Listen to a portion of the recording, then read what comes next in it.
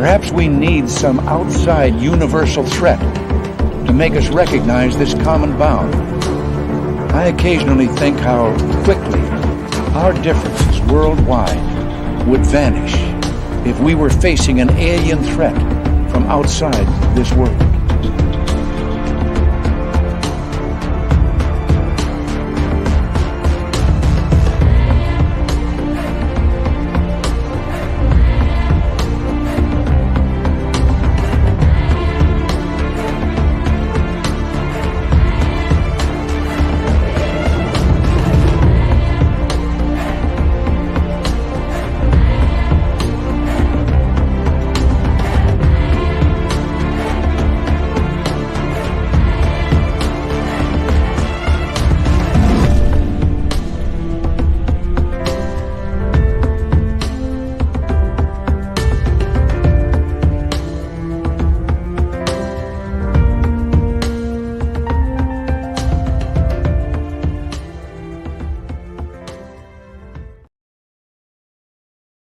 Good evening and welcome to the Friday night edition of Spaced Out Radio tonight. My name is Dave Scott. Very much appreciate you tuning us on in once again because it is that time of the year, that time of the night where the guru returns to Spaced Out Radio. Thank you so much for joining us, and we will say hello to each and every one of you who are in our chat room tonight. We have Race Fan in the gold medal position. Laura Lobbs taking home the silver. Robert Lamoth with a nice bronze medal tonight. And a big hello to little Timmy Senor, Stephanie Kenny Blankenship, Les Paul Holland. And who else do we have? Kevin in the chat room. Good to see you. As well as Jessica S. Number 29 in your program, starting on defense tonight from Stockholm, Sweden. Lars Jansson. Good to see you. Kurt M. and the Guru is in the chat room. All right, T-Bone, my man. Doc from Wyoming, good to have you back.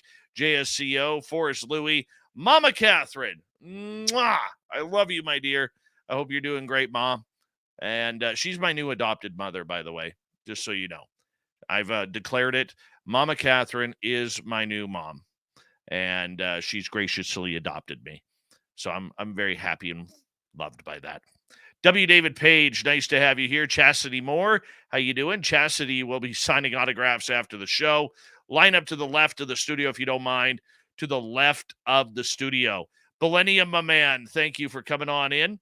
And who else do we have here? We have Tim Mothman and Tim Mothman's goatee. What's going on? Lord Buckethead, how you doing, Buckethead? Buckethead will be signing autographs after the show as well. Line up to the right of the studio, if you don't mind. To the right of the studio. Little Cam over on Twitch. And who else do we have here in the chat room? Richard Elmore, Griff, and let's see who else is here. The awesome Cat Chaser. How you doing, Cat? Thank you for coming on in. And over on Facebook, Sarah Clement, Susan Lawrence. How are you? Good to see you. And who else is here? Philip Baca. Doug Shelby is here. The Doug Shelby has arrived, which means we can officially start this show. We got Nikki in Seattle, Pixie Lara, and Pam Harris. Thank you for joining us. And Super Louie with a super chat. Super Louie kicking things off again tonight. Thank you so much, my man, for your love and continued support of Spaced Out Radio. Metatron Futures, welcome to SOR chat. And who else do we have here? Scrolling on down. George, what's happening? Nina Williams. Hey, Guy, what's happening? Why Native, how you doing? Good to see you again. And Vanessa, thank you for joining us. Continuing on with our roll call tonight, we have President Zaddy. F.U. Zaddy. Welshhammer, good to see you. And Jerry O'Brien, just another guy named Harry. Thanks for coming on in, guys. Very much appreciate it. LB Macaroni, how you doing? Thank you for joining us. Paul Hynek, one of the great men of the night, of the year, of the century. Paul Hynek, everybody. And tonight, he is funny. Because I know sometime during the chat room, he's going to make me laugh. Mac Geek, thank you for coming on in. And who else do we have here? Scrolling on down. Let's see here. Christy Abels, welcome to SOR Chat. Gailey, nice to see you again. Let's start the radio side. So that way we could get Bill WD40 into the chat room to lube us up for tonight's show. T-Bone, thank you for that great Canadian super chat, my man. Very much appreciate it. And Bigfoot Michigan Rob, good to see you. Super Duke. Jennifer Patterson, welcome to SOR Chat. Thank you for joining us. And Jerry O'Brien again. And Jerry O'Brien again and again and again. Who else do we have here? Let's quickly scroll up. Did I miss anybody? Hi, Nicole. How are you? And I think we is caught up right now. Remember, Super Chat is open. It's a great way to support what we do on this show. And head to our website, spacedoutradio.com. Get your t-shirts and everything today. We do not have ugly swag, people. Horns up. Let's rock.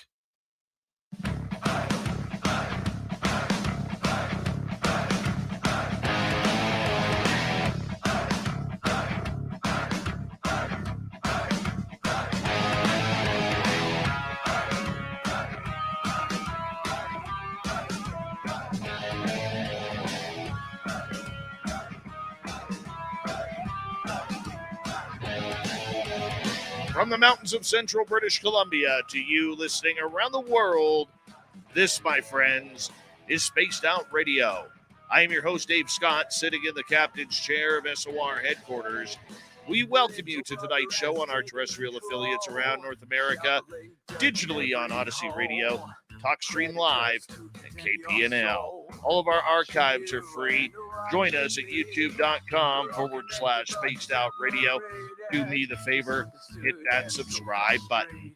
You can follow us on Twitter at Spaced Out Radio, Instagram at Spaced Out Radio Show, and on Patreon in the SOR Space Travelers Club. Our website, spacedoutradio.com, we have a plethora of features for you. Rock out to Bumblefoot, read the news wire, check out our swag as well. Tonight's show is brought to you by Chive Charities. Help make the world 10% happier by visiting Chive Charities today. You can find them on our website. A power show of awesomeness tonight when it comes to monsters, legends, and cryptids. The crypto guru, Ronald Murphy, returns to Spaced Out Radio tonight, and you will have a great time listening. Trust me on that. Then in hour number 3, Steve Stockton from Among the Missing has a spooky story from Mount Everest. Right after that, it's a UFO report with little Timmy Senor. The man, the myth, and the legend, also known around these parts as the crypto guru. Ronald L. Murphy Jr. is one of the most successful authors on Amazon when it comes to everything to do with monsters, legends, and folklore. Now, he got his start around 2015. We were actually his first ever interview that he ever did on his book about the Chestnut Ridge in Pennsylvania. Since then, Ron has blown up. He's at multiple conferences every year. He's on multiple television programs. He's got a beard to die for. He's educated, he's honest, and realistically, he's one of the best guys in this field when it comes to everything to do with monsters and legends. And we're proud to call him a good friend on Spaced Out Radio. The Crypto Guru, it's nice to have you back on the show, my man. It feels like coming home, Dave. It feels like coming home. And another thing I want to say, somebody mentioned, will I have a similar hat on? The answer is, of course I will have a similar hat on. Where Dave goes, I go. Well, when it comes to the hats, though, and our radio audience can't see this, but a long time ago, Ronald Murphy started wearing a beautiful fedora that he used to go out into the field and do his research. And I was walking around Whistler for my summer holiday this year, and I came through this hat shop, and I saw this beautiful black fedora, and I was like, the guru would be proud if I bought that. Right, bro. And I bought this hat 100% specifically for you, my man. And I am touched by that. I will tell you, Dave, there's one difference between you and I. I wear my hat to cover up male pattern baldness. You have no need for that, but this is my little bit of disguise. This is my little deception that I have going on. I love it. I love it. It's been a busy year for you What else? as you've traveled all over the United States talking about monsters and legends. You continue to write. For people who don't know, you're a father of five, a grandfather of one, and Yeah. your kids keep you extremely busy as well. I mean, it's been a busy year. I mean, looking back at the last 10 months, what's your favorite accomplishment in the monster world of 2023? To tell you the truth, and I think my the best accomplishment that I take pride in is I stayed out of the drama. Man, I don't know what's going on in the field right now, but there is so much going on, backstabbing, undercutting, undermining, everything that's going on. A few years ago, Benjamin Radford, for Skeptical Inquiry magazine, said the most damage being done to researchers in the Bigfoot field, but it could be in the paranormal field altogether. The most damage done is not by ardent skeptics, and it's not by the scientific community. The damage is being done within. You know, there is definitely a cancer within the paranormal world where it is eating away, and if we're not careful, the progress that we have made is going to be marginalized, and we are now again going to be seen as the fringe nuts that are talking about things that go bump in the night. We cannot allow that to happen. I try to stay clear of the drama. I try to stay like Switzerland and all this kind of infighting. But Dave, I would say my greatest accomplishment after doing, a few dozen conferences and traveling from, New Hampshire to Dallas and the whole way, and over the whole way over to Eastern Kentucky within that in that range, is that I've been able to stay out of the drama. You're lucky. You are I lucky, my man. am. And it's almost like a tide.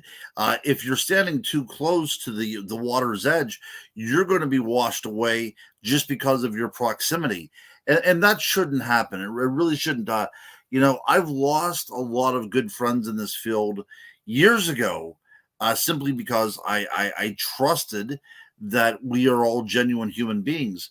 But the more I get into the field and the deeper I go, the more jaded I become. And that's really not who I am, Dave. I want to be an open person.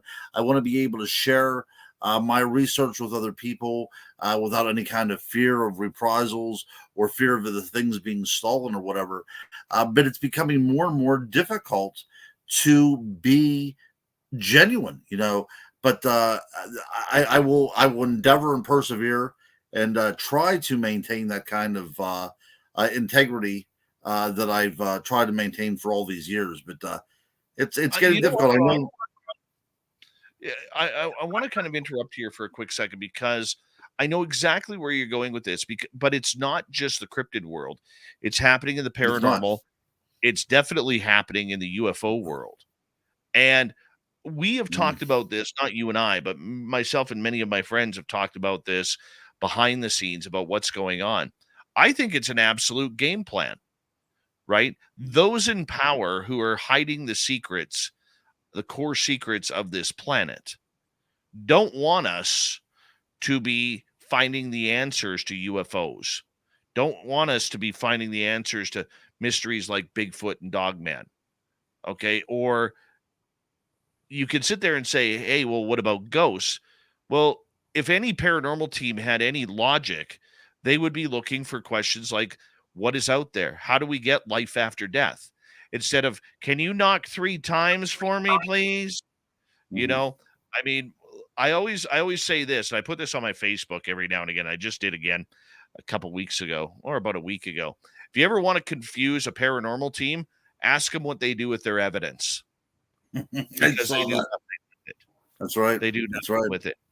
And so I think what's happening is those who are controlling the narrative of the phenomena, okay, are really pushing for this chaos within our community because they don't want us to solve the answers. And the problem that they're having is as UFOs have hit mainstream news, much like paranormal television about 22, 23 years ago, it's going to expand the market of people seeking knowledge. And there's going to be trickles of people who actually are interested in this, not for the thrill, but to actually find out what's going on. And I don't think they want those secrets to come out. It's definitely that way in the UFO world. What's your thoughts? That sounds completely plausible and probable.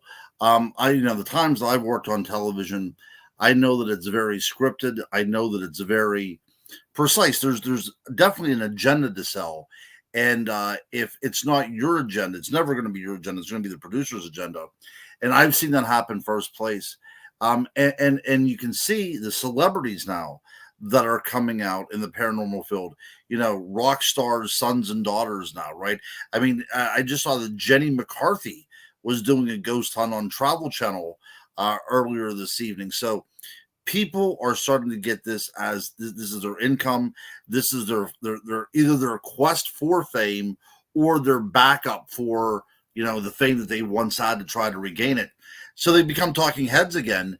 And who are they? Because they're obviously, Jenny McCarthy doesn't have any idea about what's going on in the paranormal field at all. So she's definitely a mouthpiece for the people that are writing the agenda. And I agree with you totally. I think there's so much misinformation out there.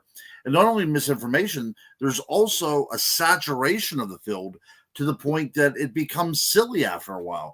And that's really, what you're saying is not like some sort of conspiracy nut. What you're saying is absolutely plausible, that what's going on right now is a way to make the researchers look silly and really kind of take the focus off of what we're all looking for, and that's the answers.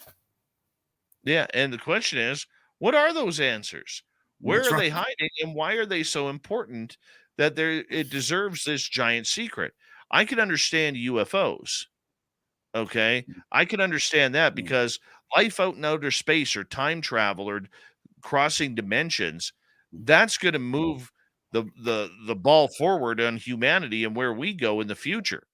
Okay. The question is, what happens when we die, and what's with these monsters that we are seeing? That's Where right. are That's they right. coming from? How are they getting there?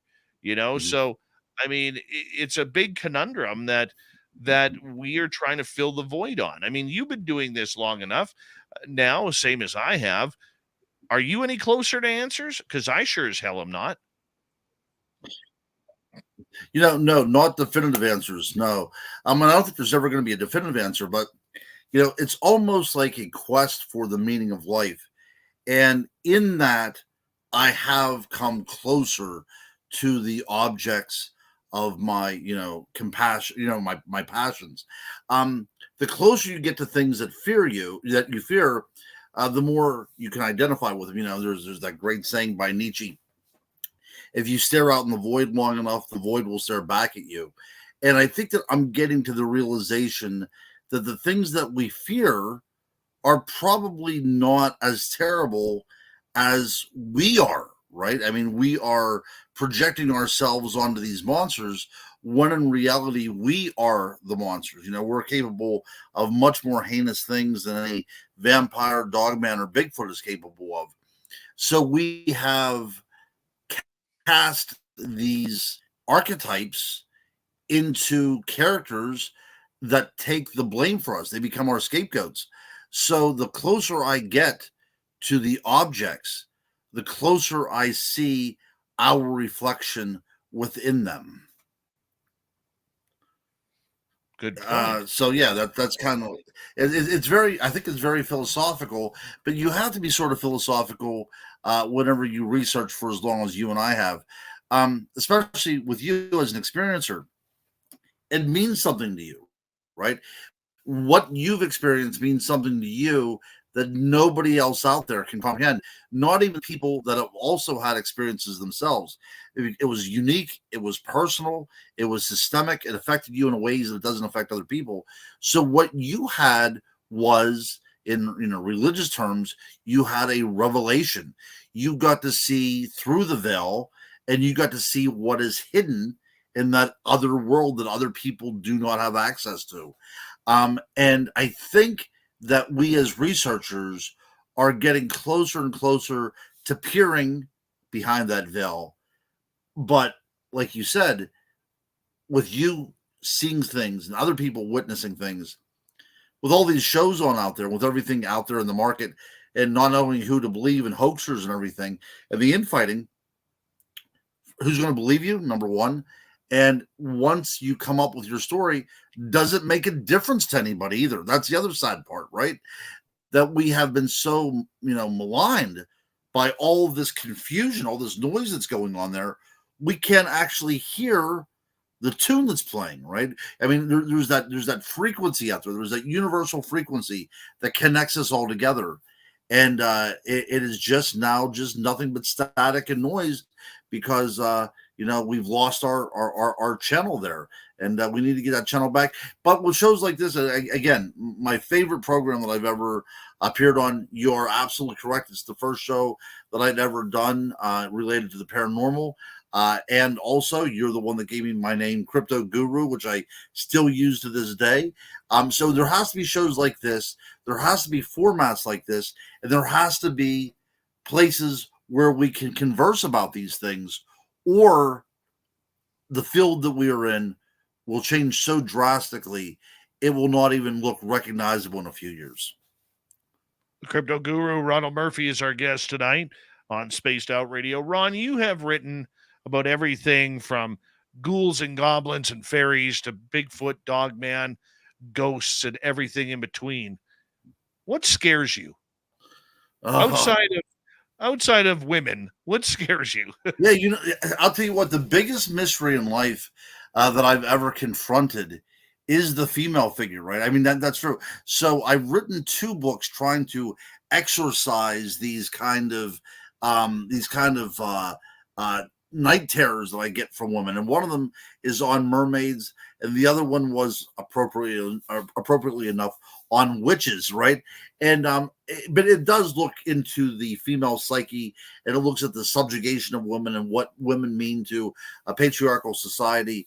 But at the end of the day, the biggest mystery that I've ever confronted, and I've never been able to even come close to solving, is the mystery of women, and also.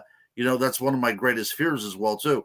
But I will tell you, the things that scare me the most is not those things that go bump in the night. It's not those things that you think might be stalking you in the shadows or lurking for you in the trees. The biggest thing that scares me is the idea of simply being alone. I think that whenever we are by ourselves within our own company, that is some of the most frightening things that can happen, because what is inside of us, what we are capable of imagining, and what we're capable of bringing to light is terrifying to me, right? I mean, it is out of this imagination that we have developed the atomic bomb. It is out of this imagination that Jack the Ripper was able to go to town in London. Human beings are very, very difficult creatures to live with and to deal with. And I really feel that is the case. Being alone with my humanity is one of the greatest fears that I have. Well, when it comes to the monsters, though. Right. Okay, so monsters. So the Dogman. I mean, obviously, that is the big thing, right? I got back a week ago. No, I didn't get back. I was there a week ago today. I was in the mountains of eastern Kentucky doing a ghost tour, and then the next day I did a conference where I spoke about vampires, and there were a lot of Dogman sightings in this part of the world. And every time I went outside, I was terrified. And I remember driving back from Dallas over the summertime, and it was right around midnight, and the moon was coming full over the horizon right as I approached the sign that said "Land Between the Lakes." And I thought, what happens if something happens to my car, I get a flat tire or whatever? These are the fears that nag at me as well, too. So I think one of the greatest fears I have in the things that I investigate and the things that I would least like to meet, and that is the Dogman. The name, again, whenever I said about the humanity, what makes the Dogman so frightening? It is a beast with this humanity to it, this intelligence to it. And that is something that I don't want to reason with, because dealing with instinct is one thing, but dealing with something that can calculate is something totally different. Have you ever been around a dog man? So, I've told this story before, but it's been years since I told the story. So I'll tell it again, and we'll see what some of your audience members think and see what you think. So there's an area that I do a lot of my research in. It's a pretty desolate area. But there was the story that there was a gentleman that believed that he was able to transform into a werewolf, and he would go to this place because of its desolation, because there he wouldn't come across anybody by accident, right? So I was researching this one particular area, and this is really before Dogman became part of the vernacular, right? We're still dealing with the idea of werewolves and transformation. Dogman is being whispered about, but it's still not that big yet, right? So we were at an area where we were investigating a werewolf sighting by this particular gentleman, because he said whenever he went there to this location, he was not alone. There was a female werewolf there as well, too. So we went down there one evening, and it was probably close to midnight. And it was odd because it's the first time I've ever encountered something like this, although I have encountered it again. But it appeared as if the atmosphere around us became almost like static electricity. You can see it. It's like whenever you pull a cover off of a bed and you see that electricity. It was in the air. It was around us. You could feel the hair raising up in your arms.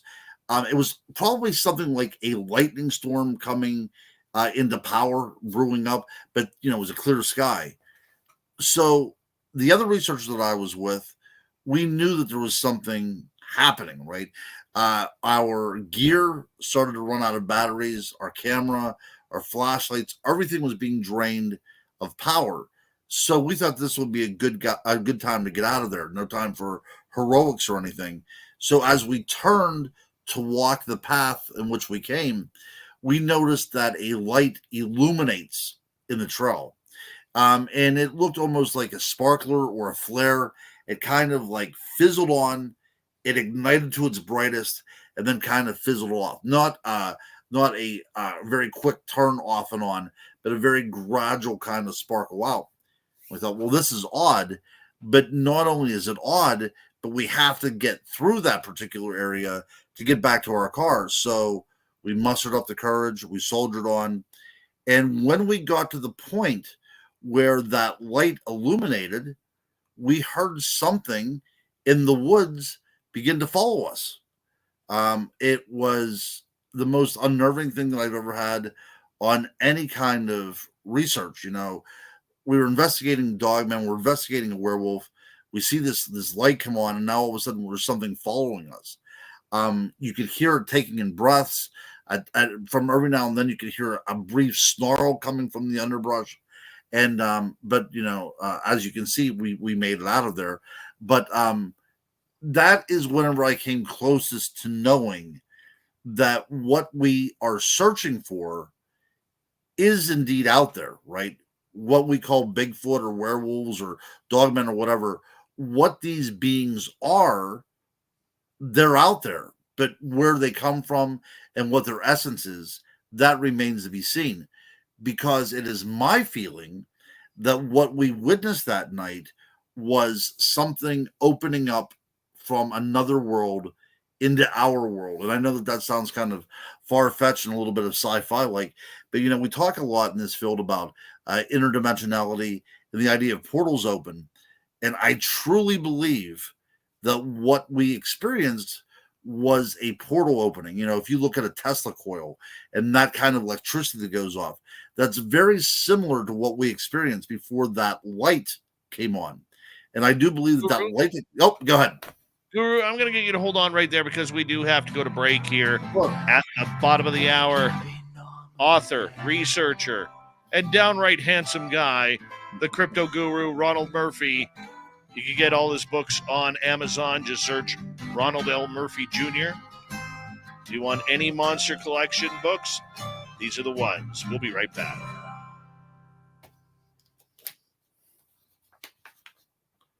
Guru time. We're only halfway. How are we already through half an hour? That's ridiculous. I know. It's horrible. Horrible, Guru. It is. It is.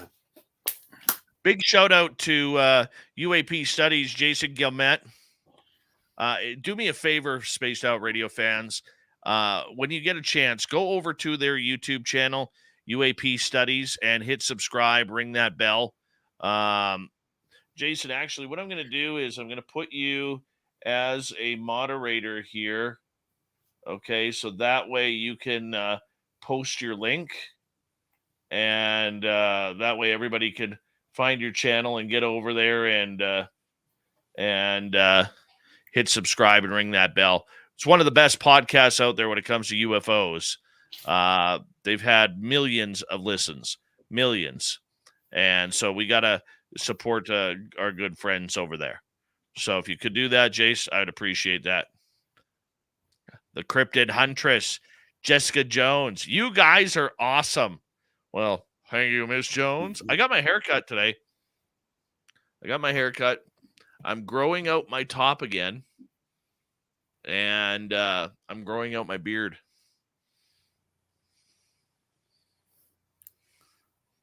So We'll grow out our beards together. Sure. I'm good with that. Look who it is. It's lovely Linda Thompson. Thank you, Linda, for that wonderful super chat. I hope you're feeling better, my dear. Miss chatting with you. I will call you very soon.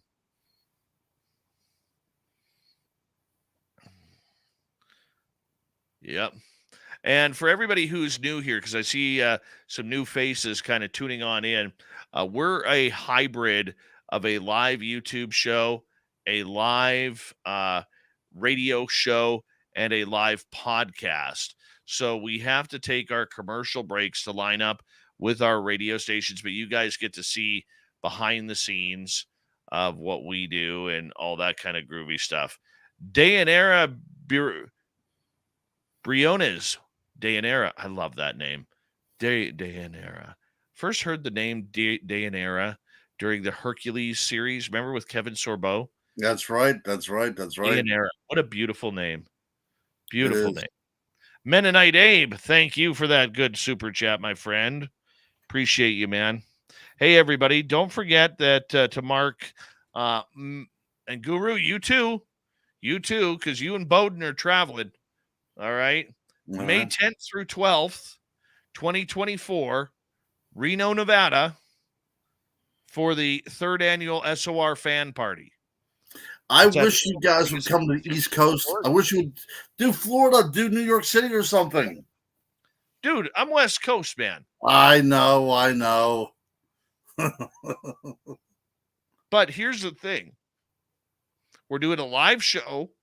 We're having a major party between our guests and our fans. We are doing a ghost hunt of Virginia City. Wow. And a UFO skywatch on the Saturday. We got lots of stuff to do there. So, yeah. And we're going to have a special prize for one special fan. Wow. One special fan is going to come out of there with a beautiful surprise. Well, I will tell you, I did drive to Texas, and it would only be less than another day away. So I may actually drive it. I may do that. Well, you need to get a hold of Brian Bowden, because the man with 8,336 podcasts says he's going. I know. He tells me a lot of things. He's supposed to go with me on a lot of conferences, and the guy never shows up. All right. Big thank you to Derek Galloway for coming on in. And who else do we have in here? Who else jumped in here? Let's just say the name again. Dayanara. Oh, my heart. Let's see here. Who else do we have in here? You know who else has a beautiful name? W. Decker has a beautiful name. Yeah, he does. Susie B. Badass Billy Gunn. D. Cypher. How you doing, guys? Love my Susie B. All right. Thank you tonight to Louie, T-Bone, Jennifer, Linda, and Mennonite Abe for the great super chats. Very much appreciate it. Hi's Joey Zed and Raymond. Appreciate you. Remember, you can go to our website, spacedoutradio.com. We do not have ugly swag there, people. We have clothing that you will actually want to wear. Yeah. It's the way we do things. Truth. That is truth. Yeah, I have some that's swag. That's very true. Yeah, absolutely. All right, here we go, everybody.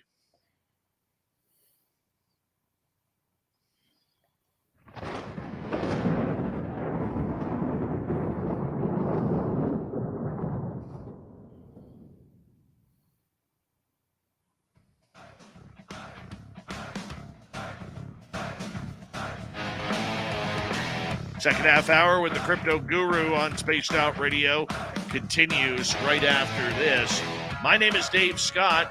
Very much appreciate earning your listening ears wherever you are on this beautiful planet we call Earth.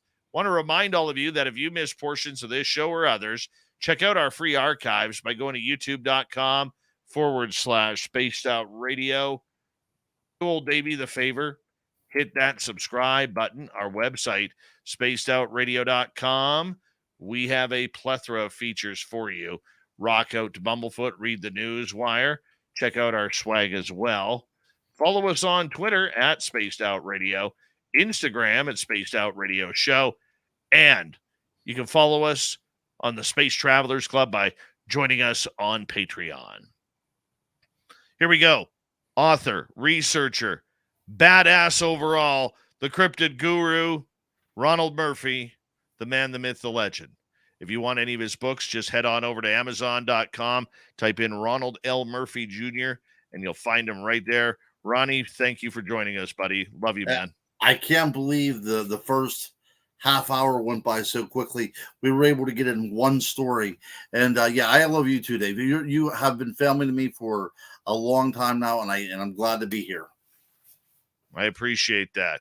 All right. Where do we want to go with this half hour, man? Tell us some spooky stories of encounters that you have researched.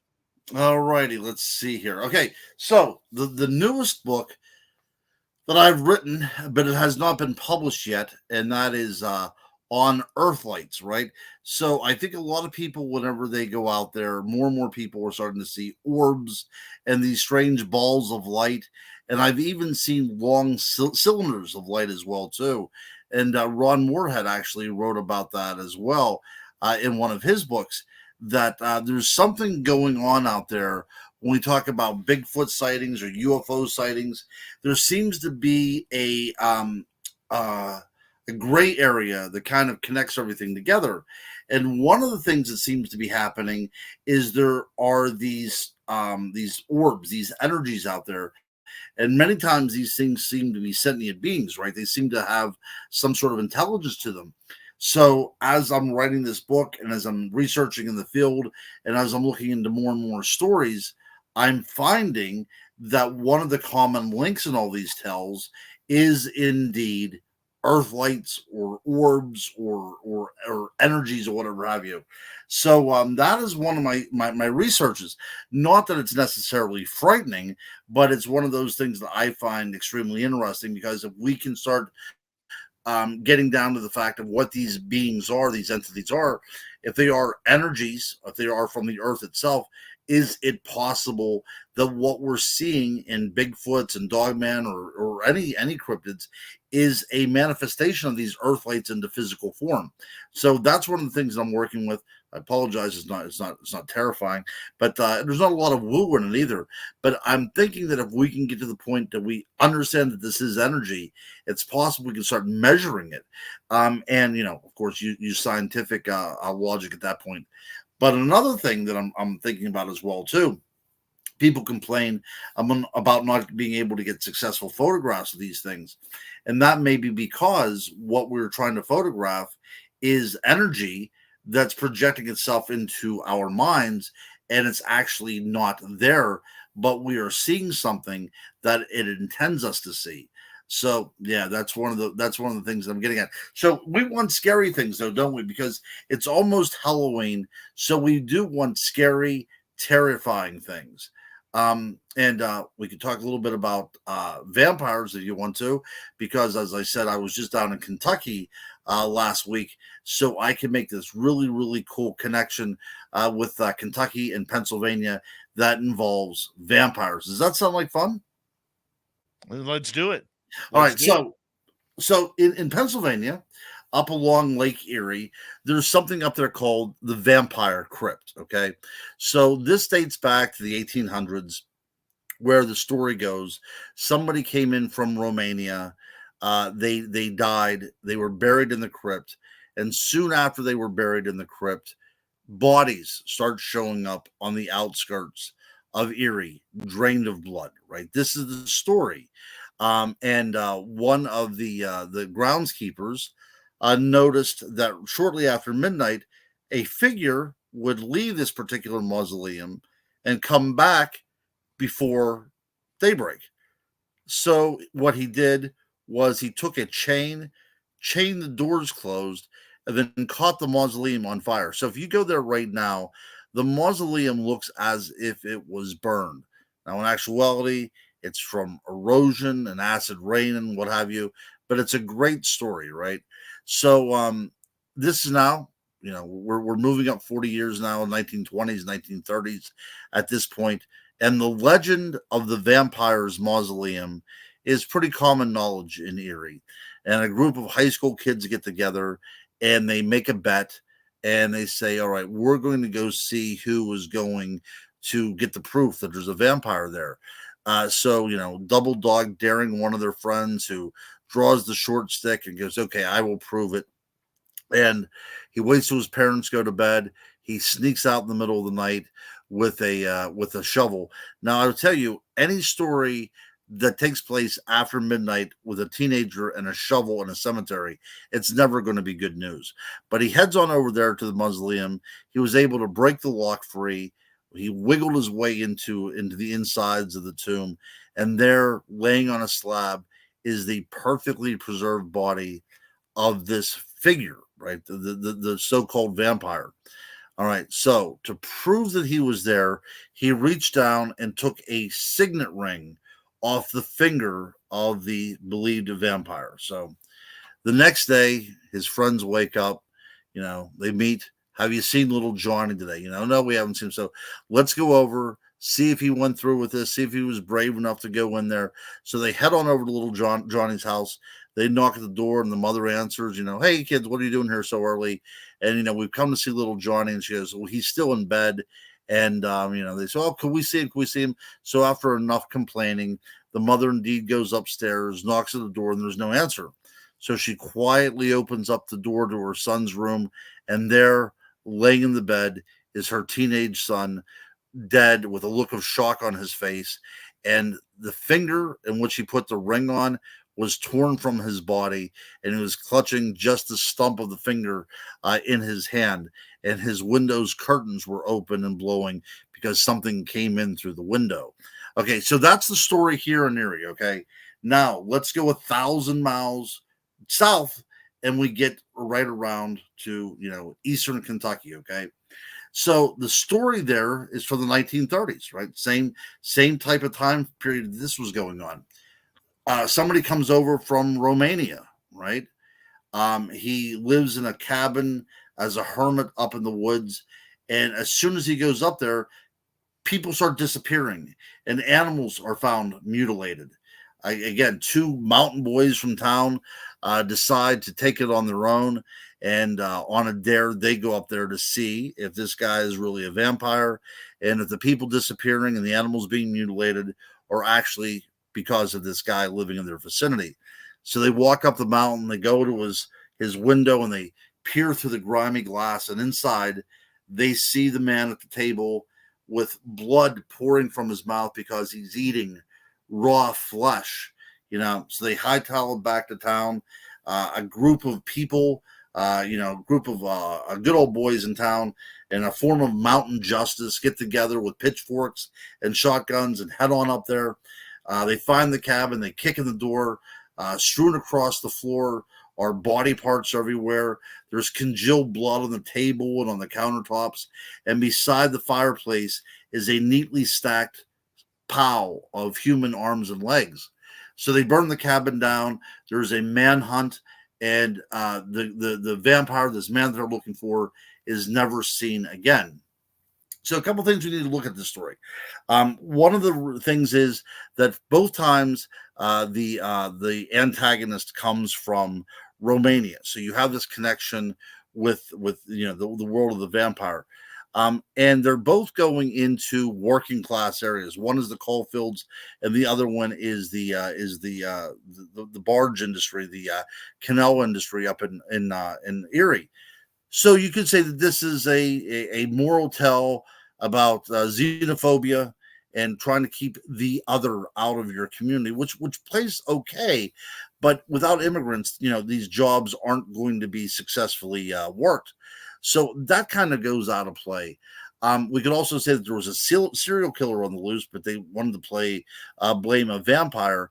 But the other really unique thing about this, up in Erie and in Kentucky as well, is that the belief that these beings, these entities, are still hunting in these areas is still very pronounced. People still believe that these stories from the 1930s, that the origins of these stories, the genesis of these stories, these vampires are truly vampires, and they're not dead, and they're still stalking both Erie, Pennsylvania, and Harlan, Kentucky, which I find really, really awesome as a folklorist, because you try to figure out what these stories mean to a culture, because if they don't mean anything to a culture, they will soon disappear and fall away.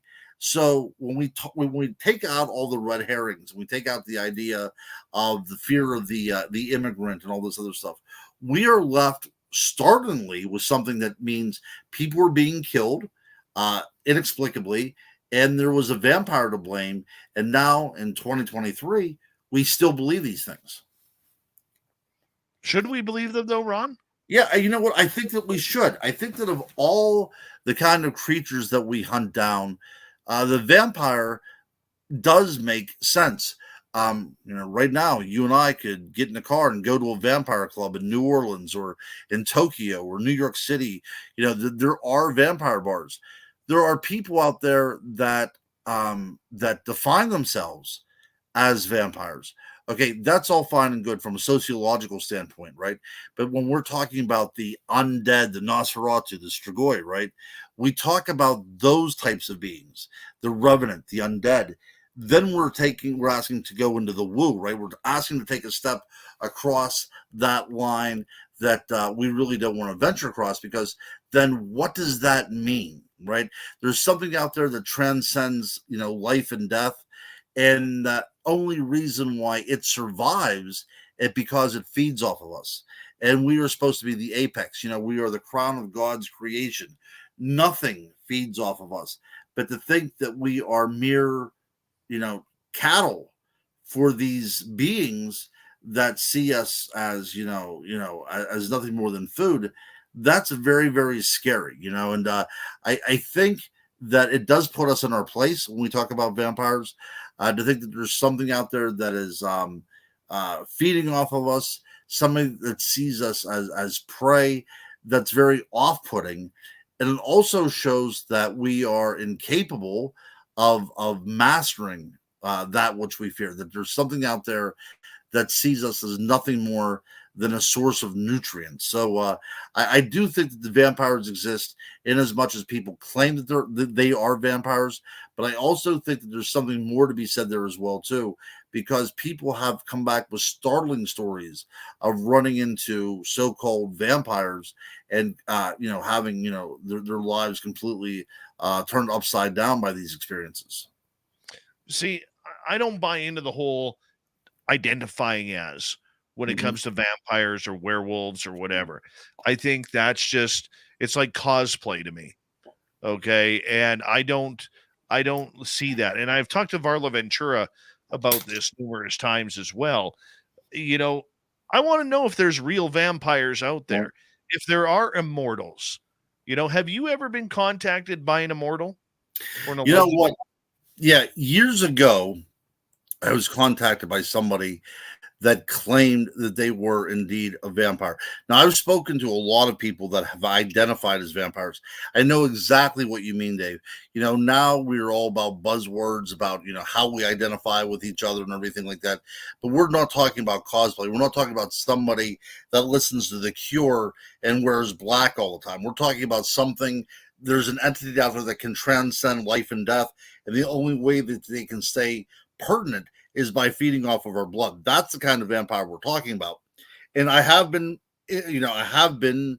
introduced to people that claim that they are, hundreds of years old. Now, a quick couple of questions usually puts them in their place, and they kind of slink off into the shadows again and listen to Morrissey for the rest of the night. But I've never encountered a true vampire. But I at the conference that I did on vampires last weekend, I did meet somebody, Matt Delph. I think the Cryptid Huntress has had on her show a number of times, that he has indeed claimed that he has met a vampire that was at least a few hundred years old in New Orleans.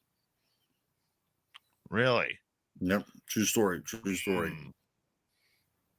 See, that's who I want to meet. That's right. I want to have that interview with a vampire. Right. Pun intended. Right. Okay. Right. I want to see what that's like and know what that's like. I mean, immortality is something that a lot of people wish for. A lot of people have pushed for, right. And we've never strove to get it because humanity, we have a time limit, we have a lifespan, But I mean, the fact that I look back from the time when I was a kid watching the old Highlander movies, where you had to cut the head off of an immortal in order to survive every time the quickening came around, every so many hundred years. That's right. But I want to believe, there's two things I want to believe. I want to believe there's time travelers, and I want to believe that there are immortals out there. Right. Well, I think we should discuss this a little bit more because this actually is a pretty cool subject. So what we're talking about is the idea of somebody that has broken up the natural rhythm of things, because as terrible as death is, it's a natural avenue by which our biological bodies travel, right? There's actually something sacredness in the act of death, right? It's that passage into something else. So what happens then, from almost a pseudo-religious point of view, is vampires are in constant purgatory, right?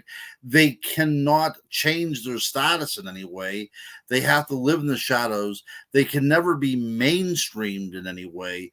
So it would be a blessing in a way that they don't have to fear death or fear disease, but it'll also be a tremendous curse because anybody they come in contact with, any kind of bond that they try to make, will be lost. I mean, they'll outlive this person, and there is something to be said about the loneliness that a vampire would have to inhabit, that kind of world in which it would have to inhabit. Yeah, I mean, you could never get married. You could never... you got to do your own survival first. That's right. Right. That's right. Right. You can't worry about humanity. You can't worry about things. You don't have time for that. Right. You don't have, well, you have all the time for that, but you can't because you don't have the luxury or the freedom to do that. That's the problem, right? Your free will is gone. So you've kind of given in. So you are no longer human, right? You have given up that which makes us human, the idea of free will and the idea of love and the idea of seeing children being born and eventually dying as well. You've given up all that kind of stuff to become, something that is monstrous. The more we think about it, and there's also the idea of religion that comes into play, what they believe, how they see, the world around them, how God fits into their world, if God fits into their world at all. So there's a lot to be said, and I would definitely like to interview a vampire as well. 5 minutes to go before we got to go to break at the top of the hour. The crypto guru, Ronald Murphy, is here tonight. Guru, what about, if we're talking about immortality or time travelers or something along those lines, do you think that there are people from other worlds here? I'm not saying aliens. I'm not saying little grays or anything like that, but do you think that there are people caught on our timeline that may not know where they are? Wow. Yeah, those are. I again, not to sound like the conspiracy person, but there was something going on in the life story of Tesla. Absolutely. So, whatever was going on in that guy's world was out of sync with the way the natural timeline goes. Okay, he was doing things and thinking things up whenever really humankind didn't have the right to do that. He was well above uh, the learning curve, right? He was well beyond that, and it was almost as if he was revealed this technology in some way. So that's one of the things that I have is to one of the problems. The other problem is this, and it's simply about flight. Okay, so you want me to believe that two bicycle makers from Dayton, Ohio, went down to Kill Devil Hills in North Carolina, and they flew a plane, right, a powered plane, a powered flight that was less than the distance of the wings of a 747, right? That's what you want me to believe. That's great. Leonardo da Vinci was trying to do that. People have been trying to do that for 1,000 years, right? So that's plausible. But then the next step is what you're wanting to believe. And then you're saying less than 70 years later, we put a person on the moon, right? That's a lifespan, right? Somebody could have been watching Orville and Wilbur taking off on this plane that was powered by a bicycle. And before they died, they could watch on their television somebody landing on the moon. There is such a shift in that kind of technology that, in my mind, again, I'm not a scientist, I'm not an aerospace engineer or anything like that, but something is odd that within that brief period of time, something like that could have happened. So, are we talking about time travel? Are we talking about looking at alien spacecraft? Whatever the case may be, something happened in that particular time span that I don't think can be explained away. What's your That's why feeling? you're the guru, man. Yeah, that's the whole thing. It's like, hey, I can understand when we understand the power of flight and the power of lift and everything like that, but gosh darn it, man, it doesn't just seem plausible. It really doesn't seem plausible how you could go to that kind of leap that quickly. Makes you wonder. Ron J. I'm glad to see he must be a big fan of bicycle mechanics. And bicycle mechanics can build anything, right? So the human ingenuity is there, right? We are people, we're capable of doing some amazing things. I'm just saying, though, that from taking your bicycle and then putting it on the moon within 70 years seems a little bit hard to swallow. I love the name Plymouth Puckwudgie in our chat tonight. What do you know about Puckwudgies? I was just okay. So this is going to be fun. We don't have a lot of time, but I was just. We'll do it next time. Well, let's just get into it. We got a minute to kill. Okay, minute. So I was just at the Bridgewater Triangle. We could talk about that next half hour. Puckwudgies is one of my favorite creatures out there, entities, cryptids, whatever you want to talk about them. But I was looking for them over the summertime in the swamps and in the forest of the Bridgewater Triangle in Massachusetts. Yep. Wow. Yeah. So from the Wampanoag language, right? So this goes back to the Native Americans, the First Nation people up in that area. They predate any kind of European settlers by hundreds of years. Probably part of the oral tradition up there for at least 1,000 years before that. And they were the givers of culture, right? They taught the Native Americans how to live off the land, how to hunt. Yet they were also tricksters. They also had magical qualities. And then the settlers come over, and they seem to have been pushed into the Bridgewater Triangle. But what's so interesting? Oh, I hear music.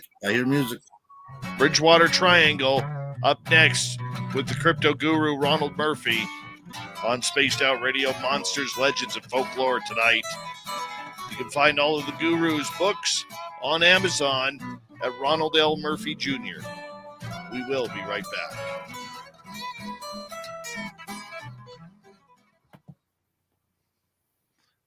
Just give me 1 second here, Ron, because I got to give a big shout out to Roy Washington in our chat room. We call him Super Quest around here.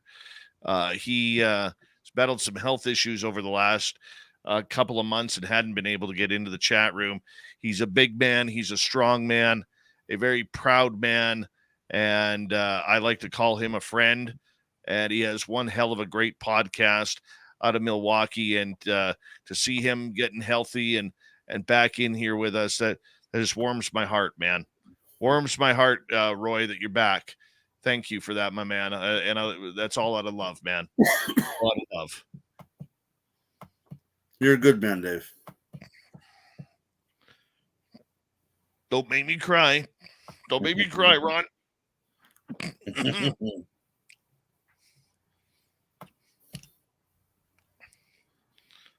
So what's happening there, Guru? You know what? I'm finally catching up on all the people in the chat. It was coming fast and furious there for a second. Yeah, no, it's all good, man. It's all good. Before the last half hour is up, I do want to tell I'm going to be in a couple places tomorrow, as a matter of fact. So I'm looking about promoting a couple of things. So keep that in mind for the last half hour, because I do want to talk about that. Oh, we can figure that out for sure. Heck yeah. Doing a couple ghost tours coming up here in my neck of the woods. And I know there's people out there in my neck of the woods that listen to you too. So let's see what we can do here. Yeah, for sure, man. Everywhere I go, no matter where, I mean, I'm talking about little conferences in the middle of nowhere to big conferences in big cities. Everybody, or at every one of these conferences, somebody invariably comes up and says, I know you from Space Out Radio. Really? Absolutely. Nice to hear. It is. It really is good. Yep. It's a good thing to do. You're a popular guy out there, brother. It's very nice to hear.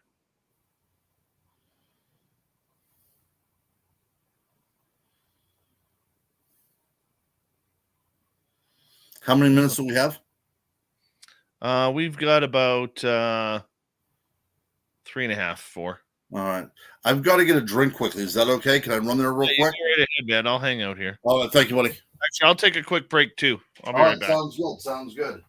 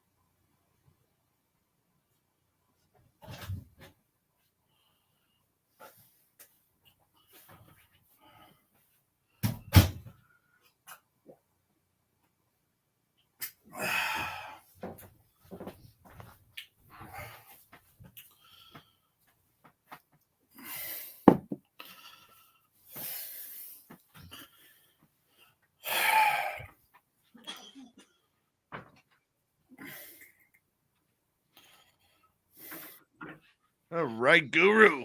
All righty. Want to remind everybody they can join our SOR Space Travelers Club by heading to Patreon. And for as low as $5 a month, the link is listed down below in the chat description or in the show description. And thank you tonight to Louie, T-Bone, Jennifer, Lydia, and Mennonite Abe for the great super chats. What else do we got here?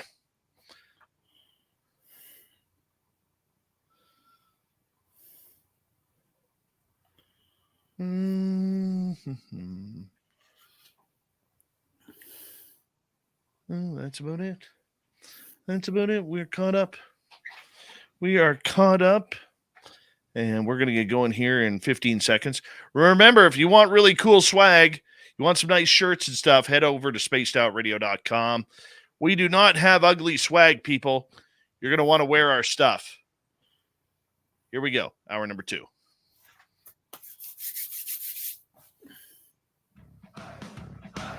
You're listening to Spaced Out Radio with Dave Scott. Follow Dave on Twitter at Spaced Out Radio and on Facebook, Spaced Out Radio Show. Second hour of Spaced Out Radio is now underway. Good to have you with us. My name is Dave Scott. Very much appreciate earning your listening ears wherever you are on this beautiful planet we call Earth. Hello to everyone listening in on our terrestrial affiliates around North America, digitally on Odyssey Radio, TalkStream Live, and KPNL. All of our archives are free. Join us at youtube.com/Spaced Out Radio. Do me the favor, hit that subscribe button. The Desert Clam has set the password for tonight in the SOR Space Travelers Club. Halix. Halix is your password. Use it wisely, Space Travelers, as the Clam sets the password each and every night right here on Spaced Out Radio. Our website, spacedoutradio.com. We have a plethora of features for you. Rock out to Bumblefoot, read the news wire, check out our swag as well. Follow us on Twitter at Spaced Out Radio, Instagram at Spaced Out Radio Show, and you can join the Space Travelers Club by heading on over to Patreon. Now, hour 2 of Spaced Out Radio with the crypto guru, the Ronald Murphy Jr., and you can get all of his books on Amazon right now, or wait until after the show, because that would be better. Then you'll miss stuff if you go right now. Guru, Yes. we're talking about the Blackwater Triangle, puck wedgies. People want to know, what is a puck wedgie? You know, it's called the Bridgewater Triangle, although Blackwater Triangle sounds pretty cool as well, too. Or Bridgewater. I apologize. That's okay. That's okay. So puck wedgie is probably as close as we could get to calling them a member of the Fae or the fairies or the elementals in European tradition, which is interesting because the root of the word puck wedgie, that puck, is a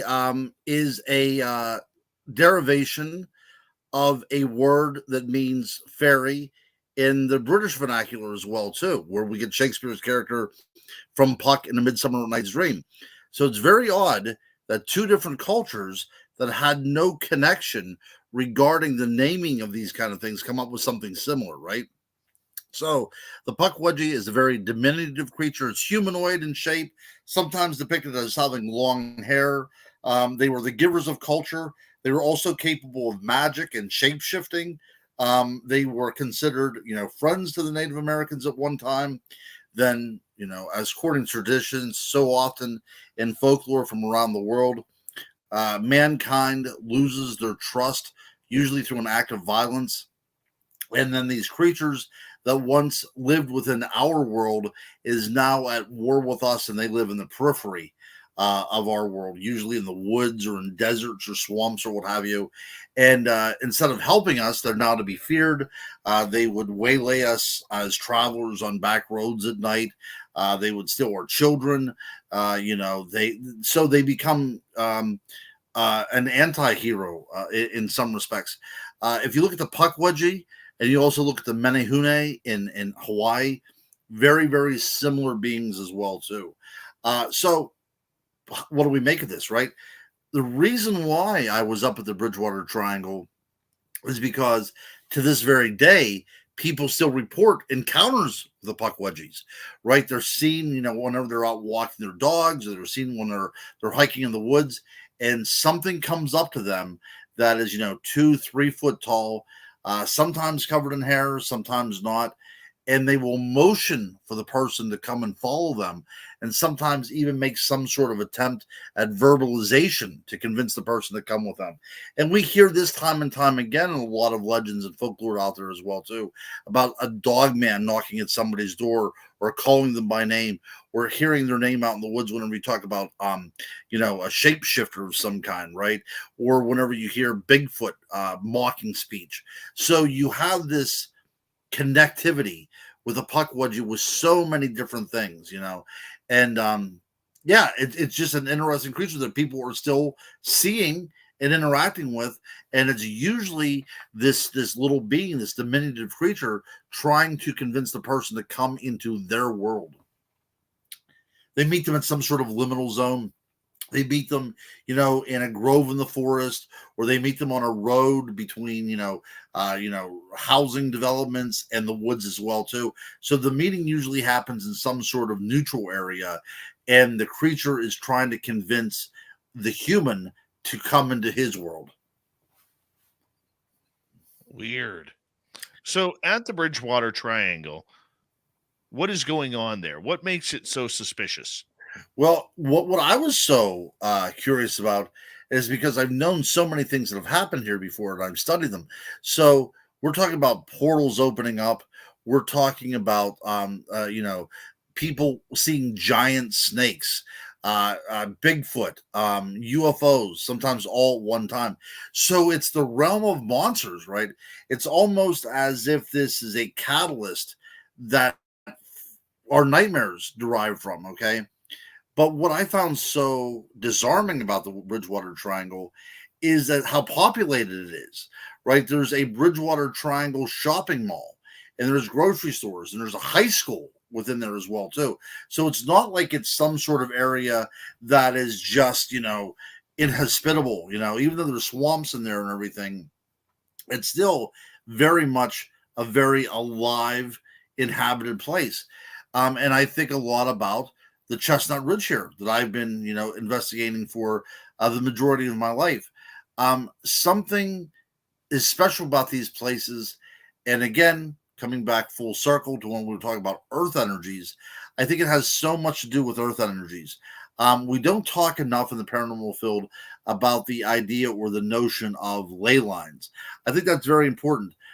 In Europe, that is discussed a lot. They have a more, I think, fundamental reverence for the land itself. Any agricultural society does, but in England, they understood that these places were sacred in and of themselves. So that's why Stonehenge was built there, and that's why Avebury was built there.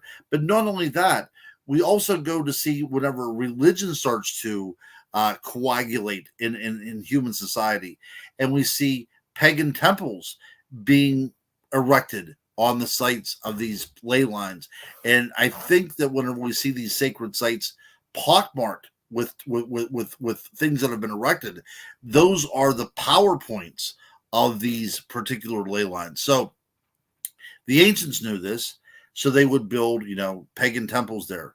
And then whenever Catholicism took over the island, they knew that these places also had power, so they would build their churches on top of these pagan sites, not only to usurp the heathen beliefs, but also to claim the power that was, invested in these areas as their own as well. So I think that if we trace the dots, that we see that people did know that these places were sacred and they did have power. But that's not all. I mean, look at the United States. Whenever we have things like the effigy mounds and the Native American Indian mounds, we had a great mound building culture here in the eastern side of the United States, and we see these great effigy mounds and these great burial mounds that have been erected. But not only is that the site of ancient Indian habitation, even to this day, that's where you'll find dogman sightings or Bigfoot sightings or UFO sightings. So something is going on with these power points within the earth themselves. Is it a way for, again, lack of a better word, is it a way for these portals to open to allow things in and out of our world? Is this the power source that enables things from the other side to break that threshold and come into our world? I don't know, but I think that's something worthy of investigation. Are people being harassed, murdered by these creatures? Oh, I would say absolutely. If these creatures are out there, and I'm not even talking about flesh and blood creatures, people go missing all the time, right? And Polites has a great series on this missing 411. But even so, more than that, if we just look through the archival record, we know that people vanish and airplanes vanish and ships vanish, and all this kind of weird stuff happens. And it seems as if a person is erased off the face of the earth. And that doesn't make a lot of sense. Or there have also been tales told of people that have vanished and ended up in far-flung places like Australia, which is a true story as well, too. So there's something going on within our Earth, wormholes, dimension shifts, what have you. But I do believe that it is something that is, and this is, my research, that's naturally occurring. And I do believe it's measurable and maybe even down the road controllable. The reason I say controllable is because a few years ago, somebody was telling a story about a gentleman that had a Tesla coil in his home. Now, there's nothing illegal about having a Tesla coil. Anybody could put one together with a little bit of ingenuity and some money and everything like that. But the problem came about that whenever this gentleman would activate his Tesla coil, something seemed to manifest out of that energy. People talked about the guy would turn it on, come downstairs, and you would hear footsteps on the floor above them where the Tesla coil was held, right? And this happened one particular time. And the next day, government officials showed up at his home to take it away. So, I mean, these are strange things that are said to happen. But again, how would they even know what was going on unless it was being monitored somehow? But I think that energy is also is really a key into all this kind of stuff, and I think that energy can be used to transport matter, and it can also be used to bend time and space as well. There are so many different triangles. Excuse me. The Bridgewater Triangle, the Alaskan Triangle. There's a triangle in Nevada. Of course, the famous Bermuda Triangle. What is with all these triangles, Guru? Yeah, Dogman Triangle, all this kind of stuff. I think it's a way to neatly encompass areas that are usually off limits. It's demarcation, right? So even Stonehenge, to bring up Stonehenge again, you have these great sarsen stones that act as a gateway to keep you beyond the sacred inner bluestones, right? So there's that separation between different worlds there as well too. And I think that when we as human beings, because we like to control things, and by laying down a grid on the map and calling it a triangle, whatever, we say, first of all, we acknowledge it's there so we can kind of comprehend what's going on there. Even though we don't know the forces behind it, we understand something unusual happens there, number one. And number two, it acts as a do not enter, beware, here be dragons type of thing as well too. So it acts as a warning as well. But the more you look at it, the more you see triangles popping up all over the place. And there is sacred symbolism in triangles. But I know for a fact that the Bridgewater Triangle was coined by Lauren Coleman, and this was at a time whenever the Bermuda Triangle was taking a lot of publicity. It was pretty big at the time, and one of the reasons why he did it was to piggyback off of the popularity of the Bermuda Triangle, but it also made sense because these towns in which he marked off within that triangle up in Bridgewater had the most kind of encounters and supernatural and paranormal activities happening within those places.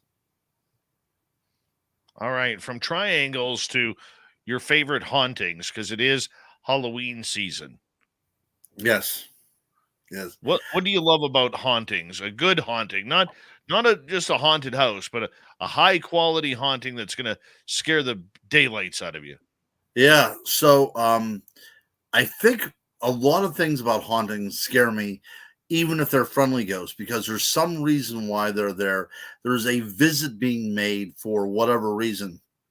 And I do have the story of a haunted house that I actually lived in. Okay. So I wrote a book, I guess it's been about 9 years ago, entitled On Ghosts. And I never really was into the world of ghosts until I moved into this particular house. Um, Everything was going well. It was a big house. And everything was going well for a while until things weren't going well for a while. My daughter, in her bedroom, toys would start going off in the middle of the night. I remember one toy that she had was a flashlight in the shape of, I believe it was a triceratops or something, but you had to pull the trigger. And whenever you pull the trigger, the mouth opened and a flashlight came out. And when the flashlight came out, it would make a roar as well. Okay. And I remember one time, it must have been 1 o'clock in the morning, and I hear this sound, and I creep into my daughter's bedroom, and sure enough, the toy was laying on the floor with the mouth open, the light shining up against the wall, and the roar going on. So something had to manipulate that to turn it on. So I'm thinking faulty batteries, what have you. Okay. I'm trying to explain away what force had to be placed on that trigger to open up the mouth. I was trying to think that out, had no idea. I put it down on faulty batteries, right? A couple days later, my daughter comes into my bedroom. She's crying because there was something standing at the foot of her bed that was a shadow figure, and it was wearing a hat. She definitively mentioned that it had a hat. And of course, I'm still skeptical, right? Ghosts really aren't my thing. I don't pay much attention to it until they start making nightly visitations to her, and she won't stay in her room anymore. Okay. And then my wife at the time, my ex-wife now, she would be downstairs watching television, and she would think that I was coming downstairs, and she would see the figure coming down the staircase and then stopping to pause as if looking into the room, and then it would just simply vanish. Okay. Again, this is a new house, it's an old house. And obviously, they're making these things up. They're seeing shadows. They're not used to seeing, whatever the case may be. Until I was downstairs watching television, and I see the figure walking down the stairs as well too. It walks down the stairs, and it does not get to the bottom of the stairs. It gets to about halfway down the stairs. You could not see a face. You could not really make out anything besides a human shape. But for some way, intuitively, I could tell that it turned to face me, even though it had no body. But I could tell that it was at least looking at me, right? And whenever I looked back at it, it vanished. Okay, it wasn't like a sudden turn off. The thing was kind of like it just faded out of being. So at that point, I knew that something was going on. Something was amiss. So these shadow figures are now a nightly thing. Okay. And then one day I'm sitting and I'm actually writing a book. This is whenever I'm starting writing on ghosts, because I'm trying to figure out what's going on. So, one of the ways that I solve my problems is by writing about it. So I'm writing on ghosts, and it's in the daytime, and I hear glass breaking, and I look outside, and my car's window that's parked in my yard, the glass is broken out. So of course I call the cops and everything, and they come over. And as the cop's making out his police report, he says, your window was broken from the inside out of your car, right? I said, I had no idea. But so now things are getting a little bit more violent, right? We had the fire department over there because there were starting to become gas leaks within our house. We had to have plumbing dug up. There was like a lot of just weird things going on in the house. And then I was outside. This was fall. The incidences started to happen in summer, and now we're in fall, so we're probably about in October at this point. And I'm sitting out on my porch and I'm writing on ghosts of all things. And I'm on a swing. My kids are playing. They're playing with the neighborhood kids, and because I have 5 kids, I very rarely get a lot of time to write. But this is one of those times I was afforded some time to write. And I noticed that the kids are running around the house playing tag or whatever. And the one little boy from across the street keeps on looking up to me because I'm writing, and then he starts slowing down as he keeps on circling the house. And then I see him out of the corner of my eye walking up my stairs. And without asking me, he takes a seat beside me on the swing. And I thought, oh, geez, he's going to start asking questions about nonsense things. And I'm not going to get any writing done. And I really want to get writing done. So he looks at me. I can tell from my peripheral view, he's looking at me, but I don't want to make eye contact because I don't necessarily want to have a conversation. And he says to me, remember, I'm not even looking at him. I'm writing my story. He says to me, he goes, your house is haunted. Immediately, it was like a shining type of moment. I look at him and I said, what was that, buddy? And he goes, your house is haunted. And I'm sitting there writing a book on ghosts about my experiences. And this little boy from across the street, who's not even old enough to read, is telling me that my house is haunted. I said, how do you know that? He said, sometimes at night I get up and I look out my window and I can see them in your yard. I thought, well, this is getting kind of crazy. Okay. So this is October. Things quickly accelerate to the point that people are getting pushed down the steps. There is some violence going on. My relationship with my wife is falling apart completely. There's animosity. Everybody's fighting with each other in the house and everything. So I thought, I've worked with a lot of psychics in my life. So I decided to call one up. And this one lady who I know from Massachusetts, she looks the part as well, too. This wild kind of white hair and everything like that. She said, sure, I'll come over and take a look at what's going on in your house. So she came over and she opened up, cupboards and closets and everything else like that. And then she came and sat down at our dining room table. And she said, there are 2 ghosts in your house. Oh, geez. And she said, the one that is causing all the problems is the good one because it wants you to get out of the house so the bad one doesn't get to you first. Now, this starts really kind of scaring me, right? Again, more and more things are going on. We need to leave. So I'm at work one day, and my wife said, I will go pack up the house. So we had an antique dining room table that was quite heavy. And she was telling me, she goes, how am I going to get that thing taken apart? Because I can't do it apart myself. And I said, well, wait till I get home from work and I'll help you. And a couple hours later, she calls me and she's very frantic. And she said, I came into the house to get things packed up and the dining room table was already flipped over and the legs were already taken off of it. So whatever was going on in that house led me down this corridor and down this kind of road about what exactly the nature of ghosts are and everything. And that's why my book on ghosts was written. If it was the time in that house and I was trying to make sense of what was going on, I thought, well, let me look at the history of ghosts and the idea of these spirits, these entities haunting locations is as old as humanity, right? I mean, that's part of who we are. And it was just fascinating, but it was also terrifying. And I will tell you, it's something you don't want to go through ever. I mean, it will give you PTSD. And if I were allowed to dwell on it right now, it would probably allow me not to sleep tonight as well, too. But so far, so good. But that was really, what got me into ghosts. And we continue with the stories from the crypto guru, Ronald Murphy, on Spaced Out Radio.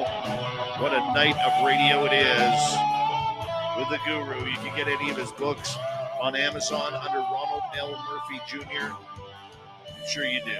Spaced Out Radio continues in the second half right after this.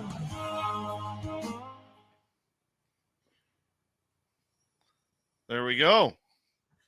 Ross Dogs, how you doing, buddy? I'll give you the old hat. What's up there, Guru? I'll tell you what, it's flying by. We have another, 29 minutes to go. We do.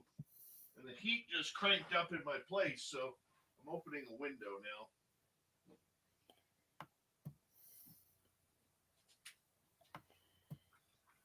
There we go. Oh, fresh air. Oh, yes. Heat out. I have my window slightly cracked as well, too. What is the temperature there now up there in your neck of the woods? Let's see what it is right now.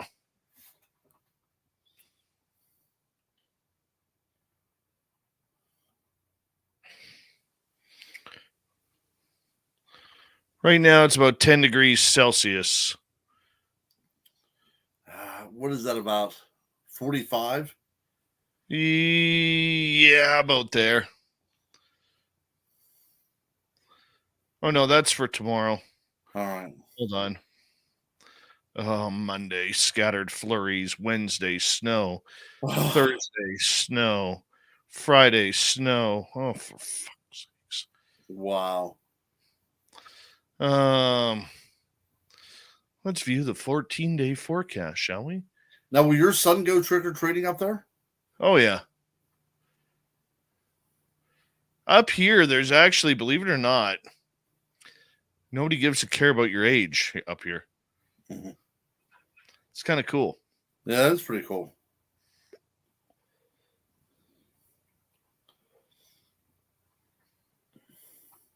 Poncho Zorch, welcome.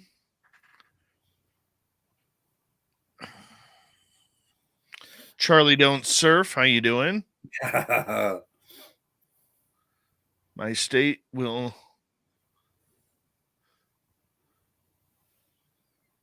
Let's see, snow on the all season. I'll send you some. I got 6 months of the white shit coming. Do you do any hunting up there, Dave? Somebody just said about going tomorrow. Going tomorrow. Nice. I don't hunt. I don't have a gun. I don't have my hunting license. I'm my buddy's spotter. There you go. Yeah. So tomorrow we're going for grouse and a deer. Nice. Yeah. Yeah. Yeah, I haven't hunted since my dad passed away, but I do enjoy it. I do like to get out there. I like to take my gun hiking. Paradox Fossils, how you doing?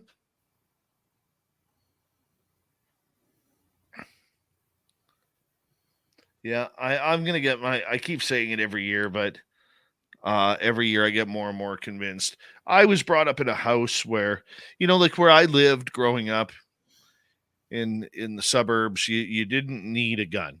Mm-hmm, sure. And up here, you do need a gun.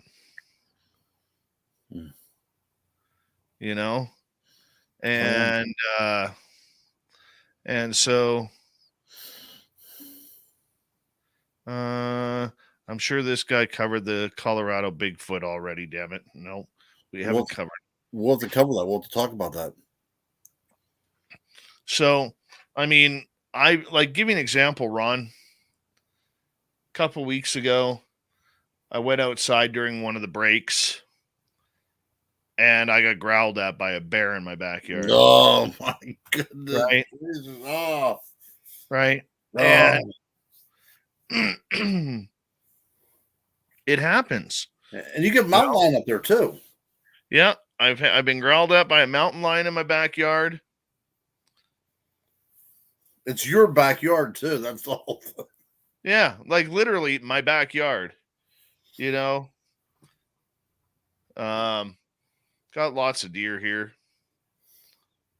So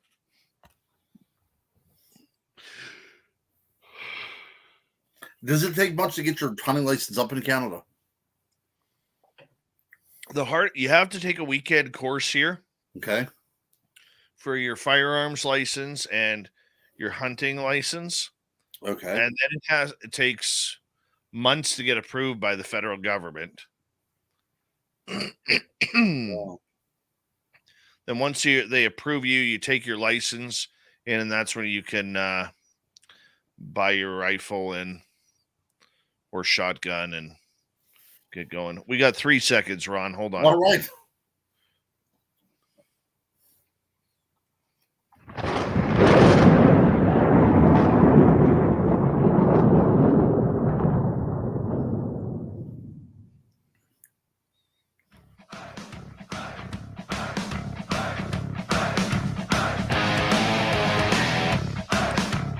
Second half of Spaced Out Radio is now underway. We got the guru here until the top of the hour.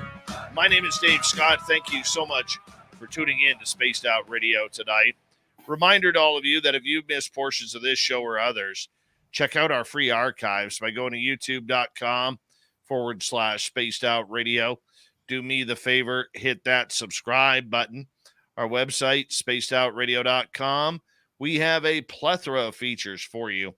Rock out to Bumblefoot, read the news wire, check out our swag as well. Follow us on Twitter at Spaced Out Radio, Instagram at Spaced Out Radio Show, and you can join us in the Space Travelers Club on Patreon. Here we go with the crypto guru, Ronald Murphy. We have until the top of the hour. Guru, what did you think of that Colorado Bigfoot video? I'll tell you, anytime a Bigfoot video comes up, I'm at the edge of my seat because I'm hoping, against hope, that somebody has captured that holy grail, the thing that we've been looking for, since the Patterson-Gimlin film. Now, at first, I will tell you, I thought that it looked absolutely pristine. It looked like something moving out there. And whenever it sat down, it blended in remarkably well. It looked like it was built for that environment, the camouflage and everything. But then more closely I looked at the video, I thought I recognize that style someplace. I've seen that particular Bigfoot someplace. So then it started to make me believe that what we were dealing with then was some sort of costume. Although if that was a mass-produced costume, it's either a great costume or somebody had to doctor it up a little bit. But the idea that people are going by on a train and this thing is seen walking and then it kind of squats down, great setup. But I think if it's an animal, if it's an elusive animal, and it walks whenever there's like a train going by, then we'd have a lot more footage of that. So I think what was going on there, it was a well-conceived hoax. It was a great premise, but I think if there was a Bigfoot there, because it blended in so well with that kind of scrubland in which it was filmed, that why wouldn't it have just stayed put, and why did it get up and move anyways whenever that train came through? And I think when we look at a lot of these Bigfoot, these videos, the animal doesn't act as a creature of the woods. Instead of fleeing into the background, into the wood line, it always walks, perpendicular to the woods, so you can capture it on film for those few seconds. That's my problem with these things. That even whenever you look at deer, very rarely will they bolt out into the open. They will try to get to the safety and the shelter of the trees as quickly as possible. And there's a lot of good Bigfoot film out there that's showing what looks like a bipedal creature moving in and near tree lines, but not in the tree lines. So I become very, very doubtful that that's what we're seeing on that is a Bigfoot. But they do make great money shots whenever it comes to reality TV. And again, like we talked about at the very beginning of the show, you can see photographs and see videotape that have been declared hoaxes in the past decade, being rerun on a lot of these paranormal shows, with the experts on there claiming that this is indeed actual evidence of a flesh and blood Bigfoot. Again, it's the idea of being on there and wanting to make your money. So, you have to stay in relevance. So everything they throw on these shows, nobody's sitting there and debunking them or analyzing them. They just simply put them off and say, "Yep, what we got here is a Bigfoot," and that's a complete disservice. Well, I think there was an RV company or something like that came out and stated that was their promo person walking through as Sasquatch is their mascot. Well, right. So, at first I'm like you, man. I thought it was real. And then the closer I examined it, the legs just look like pants. Yep, that's right. That's And right. that was the giveaway for me. But you know what, Ron? Even if we did have that new Smoking Gun Patterson Gimlin film, Mhm. I wouldn't release it if I had it. Oh, I've heard a lot of people talk about that. Whenever I do conferences, You know what? Let's remind the audience here, because you and I once met a gentleman who had fairies in his yard, and he had incredible footage. And I introduced you to him, and we both had a conversation about him, just saying, slow down. Let's get this. Let's analyze these. Let's get some investigators over to your place. Check this out. Make sure everything is real. And he went haywire, putting his videos out all over the place of these incredible fairies. And he got so ridiculed by the community that he was faking. Nobody's heard from him in years. We have not heard. Actually, it was so the evidence he had was so astounding that you and I were making plans of getting together and going out to his place together, because he was in Calgary, wasn't he? He was someplace along those lines. Winnipeg, right? So we were actually to the point where we were going to go meet him and analyze this evidence in person. But like you said, we don't know what happened to him. I've reached out to him a number of times, and apparently the email and the phone number that I had for him is no longer operational. So it's been about 5 years, I think, 4 years since I tried to get in touch with him. So I have no idea what happened to him, if somebody came to him, or if he just went off the deep end and said, I'm done. But yeah, absolutely. That's something that should not have been made common knowledge without the proper introduction for that. Absolutely. Now, why do you think that is? Why do you think you got to be protective of any video footage that you capture? I do think that there are people out there that don't want this stuff disseminated. I think there are people out there that know, or at least have some sort of knowledge that we don't, that these things are out there, and at least a generalized idea of what their makeup is. And they are trying to keep the truth from us, because they, being the government or people in power, they don't want us to act in a way they predict that we would act, right? Mobs or whatever, tearing down the government fabric or whatever. But I don't think that would necessarily happen. But I think that that's what they're trying to do. They're trying to protect us from ourselves, and kind of spoon feed us their versions of stories. But I think that's pretty unfair. But yeah, I agree with you. Even what you said about the Bigfoot film. If anybody does come up with absolutely credible evidence, you can't just say, hey, I'm going to go to 60 Minutes or something like that. It's going to have to be something that is very, very well planned out, and there's going to be people that are involved, so you don't end up dead or missing or what have you. Because I truly think that would happen. I really think it would. And I'm not talking about necessarily a shadow government. I'm talking there's a lot of very, very bad people out there and weird people out there that would take a shot at you for less than that. Oh, I absolutely agree with you. Absolutely agree. And I don't think, with the way CGI and now AI is starting to come around, I don't think we'll ever see a high quality video of a Sasquatch or a dogman or any cryptid after that. That's kind of sad. It is sad. And my kids watch TikTok all the time, and there's one channel on there that has a great stories about encounters with cryptids. And as I was reading through the comments, I found out that all these stories were AI generated. I just assumed that they were actual stories, but no, they were all AI generated. So not one of them had any kind of semblance of reality to them. But that's the other problem too, is that people are going to start going to AI to come up with stories, and then these make-believe stories are going to become part of our culture. So now we're telling and retelling stories that are artificially generated, although we're accepting them as face value, which is another sad thing too. Very true. Very true. Mm. All right. Well, let's get into some Bigfoot stories that you do believe are real. Mm-hmm. Ape Canyon, man. Ape Canyon, we'll talk about Halloween. That's still one of these very, very frightening stories to me. A group of miners go to a place called Ape Canyon, right?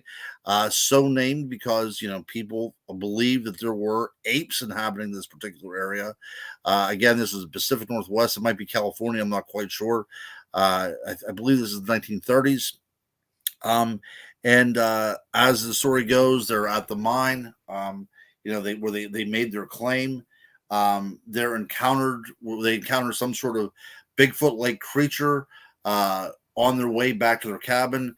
One is shot at, or shot and killed, what have you. The people get back to their cabin, and as soon as night falls, all hell breaks loose, right? There's creatures from a ridgetop that are throwing rocks down into the cabin. They're trying to punch holes through the walls, trying to get in through the windows, trying to get in through the doors. The miners are shooting at them throughout the night. This is actual warfare going on up here in Ape Canyon. And then, of course, the next day, they hightail out there and go back to civilization. But one of the people that encountered these creatures said that he did not believe that what they were dealing with necessarily was flesh and blood animals, and they're talking that these things they encountered may indeed have been demons, in the words of one of the authors who was an eyewitness to this particular incident.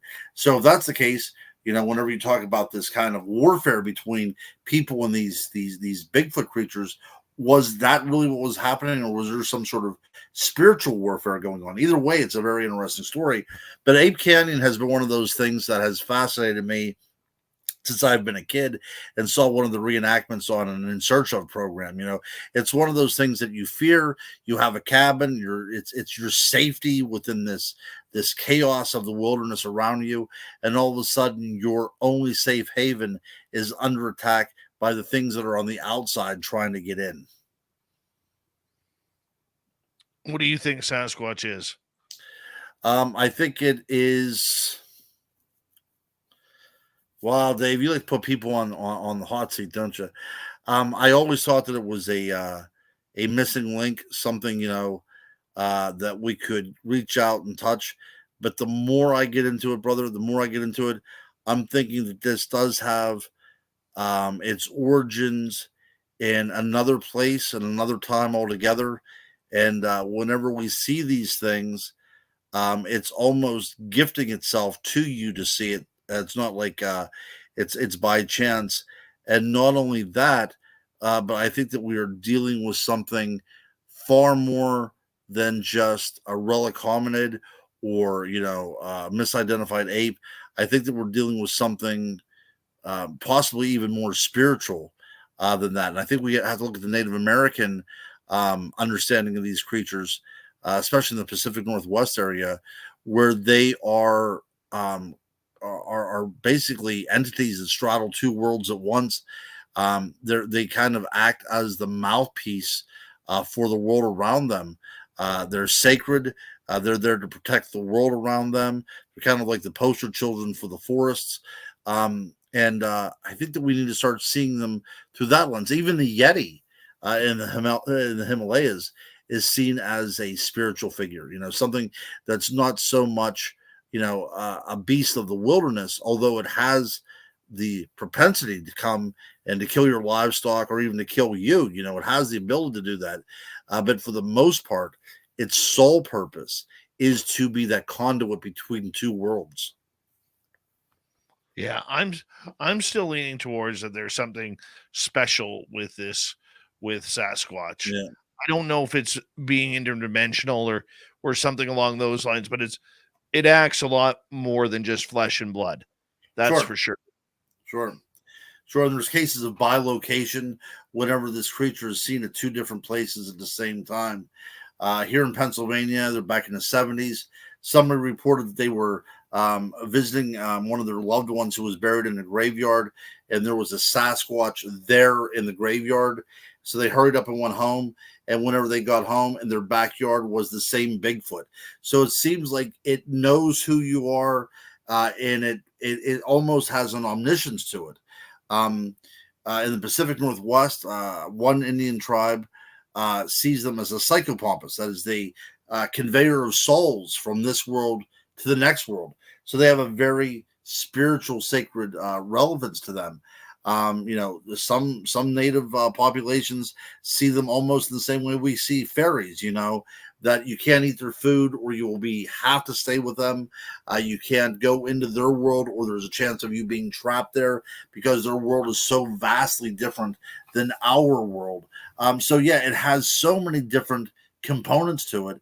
It really takes on a life of its own, and the only way you can really nail it down is by visiting that particular location, because it changes throughout the United States and Canada, or just simply adding your own perspective on the thing. It's really that kind of a crapshoot. I agree. I agree. Are you, over the years, changing your own persona on whether or not the phenomena is all connected and interconnected, rather than cryptids being separate from UFOs, being separate from aliens, being separate from consciousness? Oh, sure. In the past 2 years, man, that has been my my overriding sea change. That there's an interconnectivity here. That there's no standalone. And one of the problems with researchers who go after Bigfoot, if they get any other kind of evidence of anything else, they throw it away. A ghost hunter doesn't want to hear about UFOs. A UFO investigator doesn't want to hear about Bigfoot for the most part. And whenever they come out and they start researching these kind of things, and there are red herrings thrown at them, or incidences happen that doesn't make any sense to their schema of what's going on, then they throw it away, and it does a terrible disadvantage to the field in which we are trying to get some sort of answers in. But yeah, I do think that there's an interconnectivity, more so than I ever dreamed possible 20 years ago. And what solidified that for you? The Earth lights, to tell you the truth, that was the thing that solidified it for me. That whenever I was on investigations, whether it was looking for UFOs or ghosts or whatever, these Earth lights, these lights seemed to be omnipresent. They were there, and they're showing. They're coming up, usually precipitated an event. So it was as if they coincided with what was going on. And if indeed they are sentient, they are indeed intelligent, then there is that kind of interaction between us and another intelligent entity that very well occupies our planet and always has, and maybe always had since the very beginning. And that is what we have to negotiate with when we come to that quasi-scientific area of trying to deal with what these creatures are. We got 5.5 minutes before we have to say good night to you tonight, but give us your spookiest story. One that's creeped you out, one that you love to share around Halloween. Okay.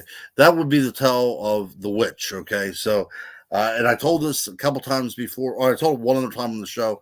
I was doing an investigation at a place where a witch was burned at the stake, right? And her claim was that in 100 years from that time of her death, she would send enough water to quench the flames. And as it happened, 100 years from the date of her execution was the Johnstown flood. Okay, so where this happened, this is where I see a lot of the Earth lights. This is where we were investigating the werewolf claims. This is where a lot of weird things happen. So I was down there on an investigation. We go to this one particular train tunnel where back in the early 1900s, several people were killed because the train exploded. And a couple of the people that I were with, two of the females, went inside the train tunnel. They went through the gate that closed it off, and they went in there. And very quickly, we noticed these orbs that were dripping up from the ground. It looked as if like they were dripping from the ceiling, but they were actually coming up from the ground. You couldn't see it with the naked eye. You could only see it with the camera. And the orbs were swirling around the two women in there as if they were being evaluated. And the one orb actually landed on the one girl's face through our optics that we had. to the point that she complained that she had a headache. So it was from multiple views, multiple cameras. This orb was on her head. We could not see it with the naked eye, but she could definitely sense something was going on. So I thought, this is above my pay grade. We need to get out of here. We start going. By this time, it's pitch black outside. And as we get to the crest of a ridge, we see these orbs again jumping back and forth the trail. Now, the orbs are reds and greens and yellows and blues, very vibrant colors, almost looks like LED lights. We approach it. They immediately go out. And then from the woods, you start hearing whispers. It sounded like a cacophony of voices that slowly picked up pace to the point that the whole woods were just filled with these very female sounding whispers and chanting going on. We got out of there as quickly as we could. I feel myself being hauled backwards. The scarf that I had around my neck was now gone. Whatever took it, I don't care. Get to the car. One of the girls that we were with claimed that she had a burning sensation. She pulled up her shirt. She had scratch marks down it. It was an insane night, right? No way to make hide nor hair out of it. It was just an insanely active night. Okay. So I'm thinking about all these instances whenever I'm going back home. I get to my house. I open up the door and I immediately jump back because I see a light on in my house. I knew I didn't leave a light on. So I sneak on in and I see in the kitchen, the light that was emanating was my stove. All 4 burners were on. Now remember, I was investigating a witch that supposedly was burned at the stake. So I turned off the oven. Hurry up and get back outside. I was smoking at the time. I had a quick cigarette, get my nerves back and everything like that. Take a couple deep breaths. Go into my house. Go to hang up my coat, and there on the coat rack is the scarf that was pulled from me down at the place where we were investigating. So that was one of the place. Again, that is a scary thing. It frightens me even thinking about that now. But that's one of the instances that I have absolutely no. I can't be a skeptic about it. I don't know what happened. I have no idea. Something took a scarf off of me at a location that was about 18 miles away from my house.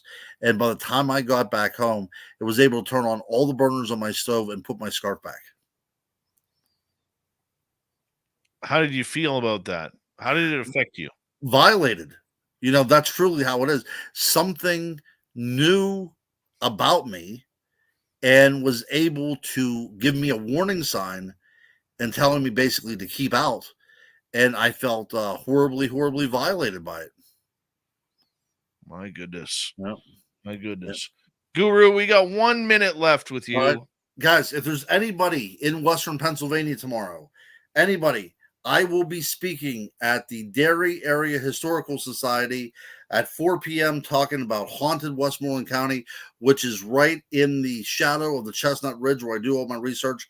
And then at 6 o'clock, and then at 7:30, and then again at 9, I will be leading 3 ghost tours of Derry, Pennsylvania, looking for things that go bump in the night there. So be there tomorrow, 4 o'clock until 9 p.m. You don't have to stay the whole time. You can go in for one of these hour tours at any time. And then a week from today, Friday, I will be doing a reproduction of a Victorian seance in Blairsville, Pennsylvania. And after that, I will also be doing 3 ghost tours. The favorite one of mine will begin at midnight. So that's if you want to do something Halloweeny this weekend and you're in Western Pennsylvania, stop by Derry tomorrow or Blairsville next Friday, or do them both. That would be awesome. Guru, we should mention that everybody can buy your books on Amazon under Ronald L. Murphy Jr. Yes. And you got a great number of books out there. Congratulations on your success. And we'll talk to you before the end of the year, my friend. Thank you, guys. Thank you. I love you guys. Have a good one. Coming up next, Steve Stockton from Among the Missing has a story about Mount Everest. Then, little Timmy Senor, our resident Timbit, joins us for the UFO report. A jam-packed hour number 3 coming up next on Spaced Out Radio. Stay tuned.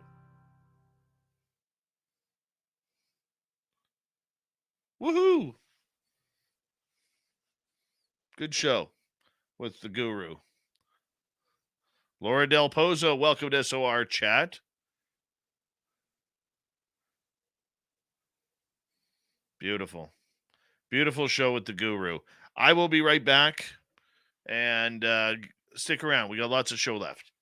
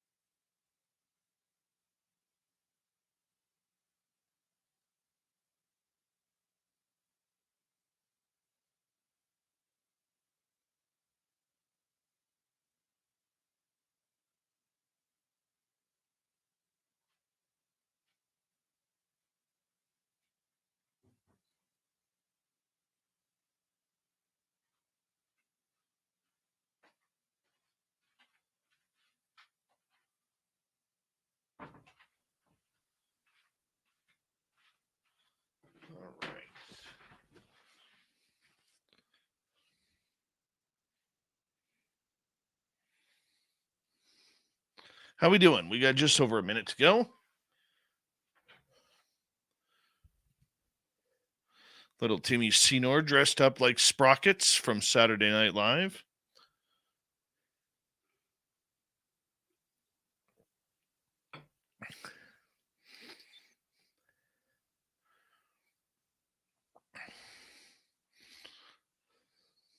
Big thank you tonight to T-Bone ×2, Louie, Jennifer, Linda, and Mennonite Abe for the super chats. It's a great way to support what we do on this show on a nightly basis. So thank you very much. And of course, a big thank you to all of you who have hit subscribe and rang that bell this week. We very much appreciate it as we are drawing closer. 120 subscribers to go till we reach our 24,000. So we appreciate that very much as we continue to grow here. And don't forget, you can do some great shopping at spacedoutradio.com. We do not have ugly swag, people. We do not have ugly swag. It's one thing that I am very, very strict about.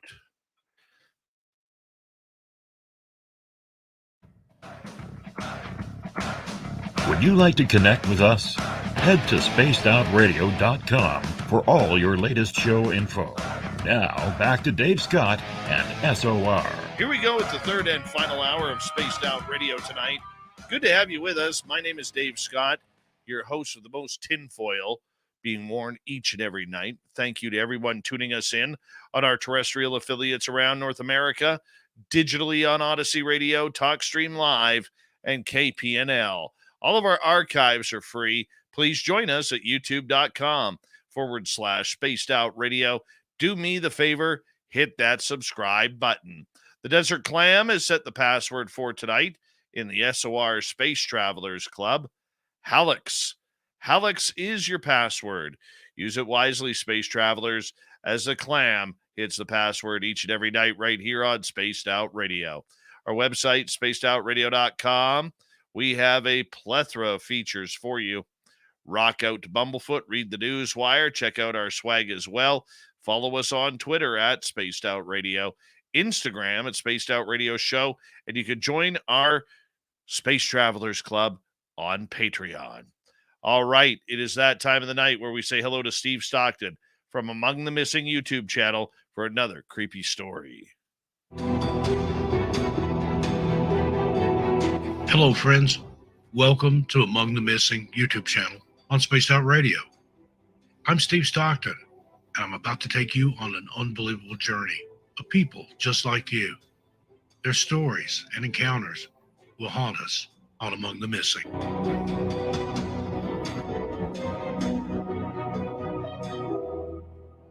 George Lee Mallory and Andrew Sandy Irvine went missing from Mount Everest in 1924.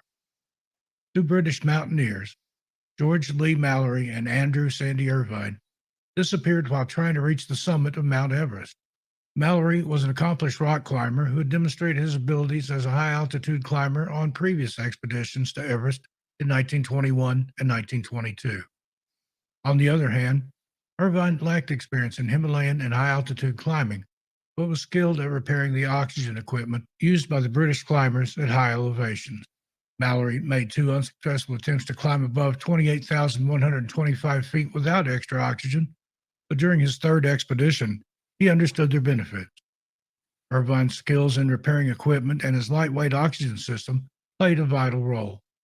Regrettably, their oxygen tanks proved to be unreliable, with a total of 38 leaks occurring that year. On June 6, 1924, Mallory and Irvine began their climb from the top of North Col at 23,100 feet after having 10 sardines for breakfast. Their objective was to reach the summit within 3 days, and they borrowed a camera from Howard Somerville. Noel Odell, a geologist, spotted Mallory and Irvine climbing the second step of the mountain skyline on June 8. Despite being at a lower altitude than anticipated, Odell was confident that they would reach the summit. However, a snow squall hit the upper slopes, and upon reaching the high camp, Odell discovered fragments of oxygen equipment in Mallory and Irvine's tent. Irvine was getting their oxygen canisters ready before embarking on their summit attempt. Regrettably, Odell never laid eyes on them again. Odell spent the entire night searching for any signs of life above him when he returned to the North Col. Unfortunately, he did not find any. It took him 2 days to climb back to Mallory and Irvine's last camp, but he had little hope of finding his fellow climbers. No one had returned to the tent, which forced the expedition to accept that Mallory and Irvine were gone forever. The summit was thought to be close at hand before news of their tragic end was revealed. They had set out from Camp 6, situated at a height of 26,700 feet, and were steadily making their way towards their goal. With their expertise, it was expected that they would exceed the previous record of 28,000 feet. Dr. Theodore Howard Somerville, who personally achieved an altitude of 28,000 feet on Mount Everest, stated that the air is very thin at 27,000 feet. To move even one step forward, one must take 10 deep breaths due to the lack of oxygen. Dr. Somerville explained that the fatigue experienced when taking a single step is similar to that of running a 100-yard dash at top speed at sea level. After Mallory and Irvine's failed expedition, there were doubts about the possibility of humans reaching the peak of Everest.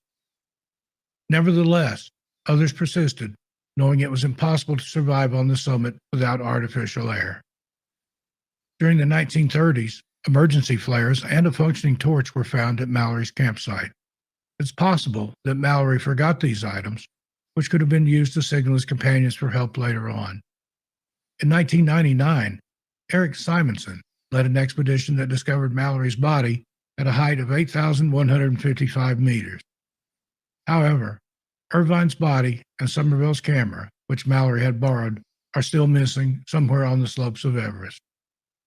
Mark Sinnott, the author who participated in a 2019 expedition led by Jamie McGuinness from New Zealand to uncover the mystery, discloses in his book, The Third Pole, that the Chinese might have discovered the remains of Irving and the camera and then concealed the evidence.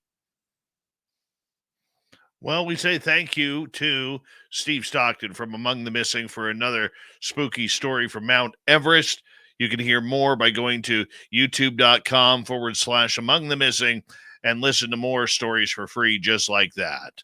All right, from the mysterious and the missing to the UFOs above, here comes little Timmy Senor and the UFO report. Nobody's gonna know. They're gonna know.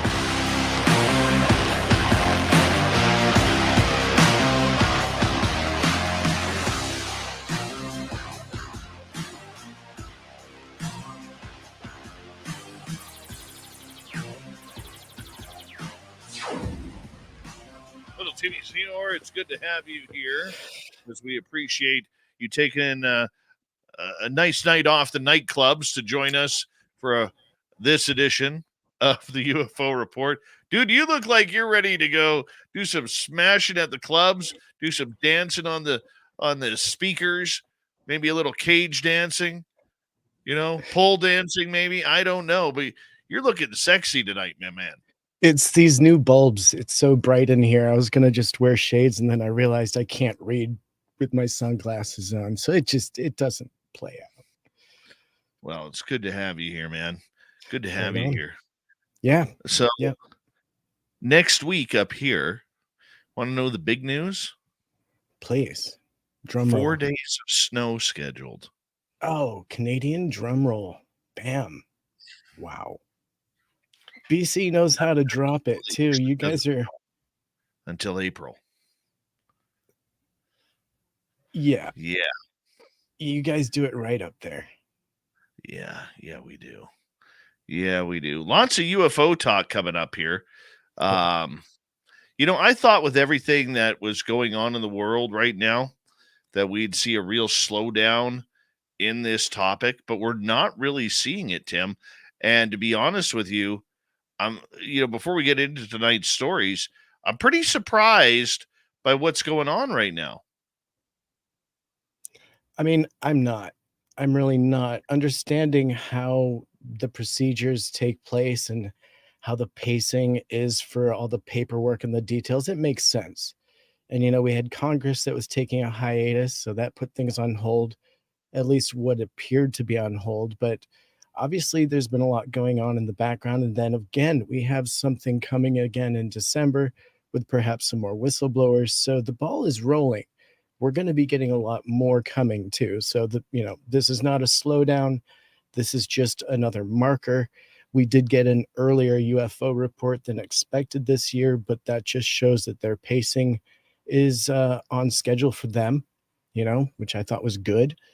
A couple of eyebrow raisers in the report. No big surprises for people that are insiders, obviously, or people that are aware. But to the GP, general public, this could be some eyebrow raising information hitting the headlines. But yeah, a lot's going on, and this isn't all of it either, right? We're getting a lot more. So exciting times as far as UFOs go. You're right. And there's alleged word that David Grush is going to actually get his private skiff meeting with Tim Burchett and everything. And you know how I feel about those. Not a fan of those whatsoever. But, even though I'm not a fan, that's a personal opinion. It still is a step in the right direction that information is being transferred. Totally agree. Totally agree. And Tim Burchett is the kind of guy that may not be able to distribute the details, but will be able to give his general take at least. And I think by his reaction, it'll be very clear how things go in that skiff. What do you expect to happen? I expect confirmation, perhaps some names in some places. It wouldn't surprise me if some of the names that you and this community are well aware of get dropped in there as far as who gave Grush some of this information. I expect details to be exchanged. All of those questions that we know Tim Burchett will have, I think will get answered in there with an honest, detailed answer. Because you and I both know a lot of those answers, right? It's just a matter of them becoming public. They'll never become public, but at least Tim Burchett will get those hopefully direct from the horse's mouth, and maybe that will lead Tim Burchett down a road of truth where he can follow some of those threads. That's what I expect. That's what I hope. That's what was promised. So I fully expect that to take place, and I think this is a massive move. This is huge for them to get that time in a skiff. This is what we've been hoping and waiting for. So it's good news. All right. And once again, the Pentagon 2023 UFO report has allegedly been given to Congress. This is coming from News Nation. What are you hearing on this? Yeah, there's obviously some pretty big takeaways that we can kind of hit. And according to them, more than 270 unidentified anomalous phenomenon, more commonly known as UFOs, were reported to the All-Domain Anomaly Resolution Office, AARO, between August 31st, 2022 and April 30th of 2023. And according to a new report from the United States Defense Department, most reported sightings of UAPs continue to center around military bases and restricted airspace.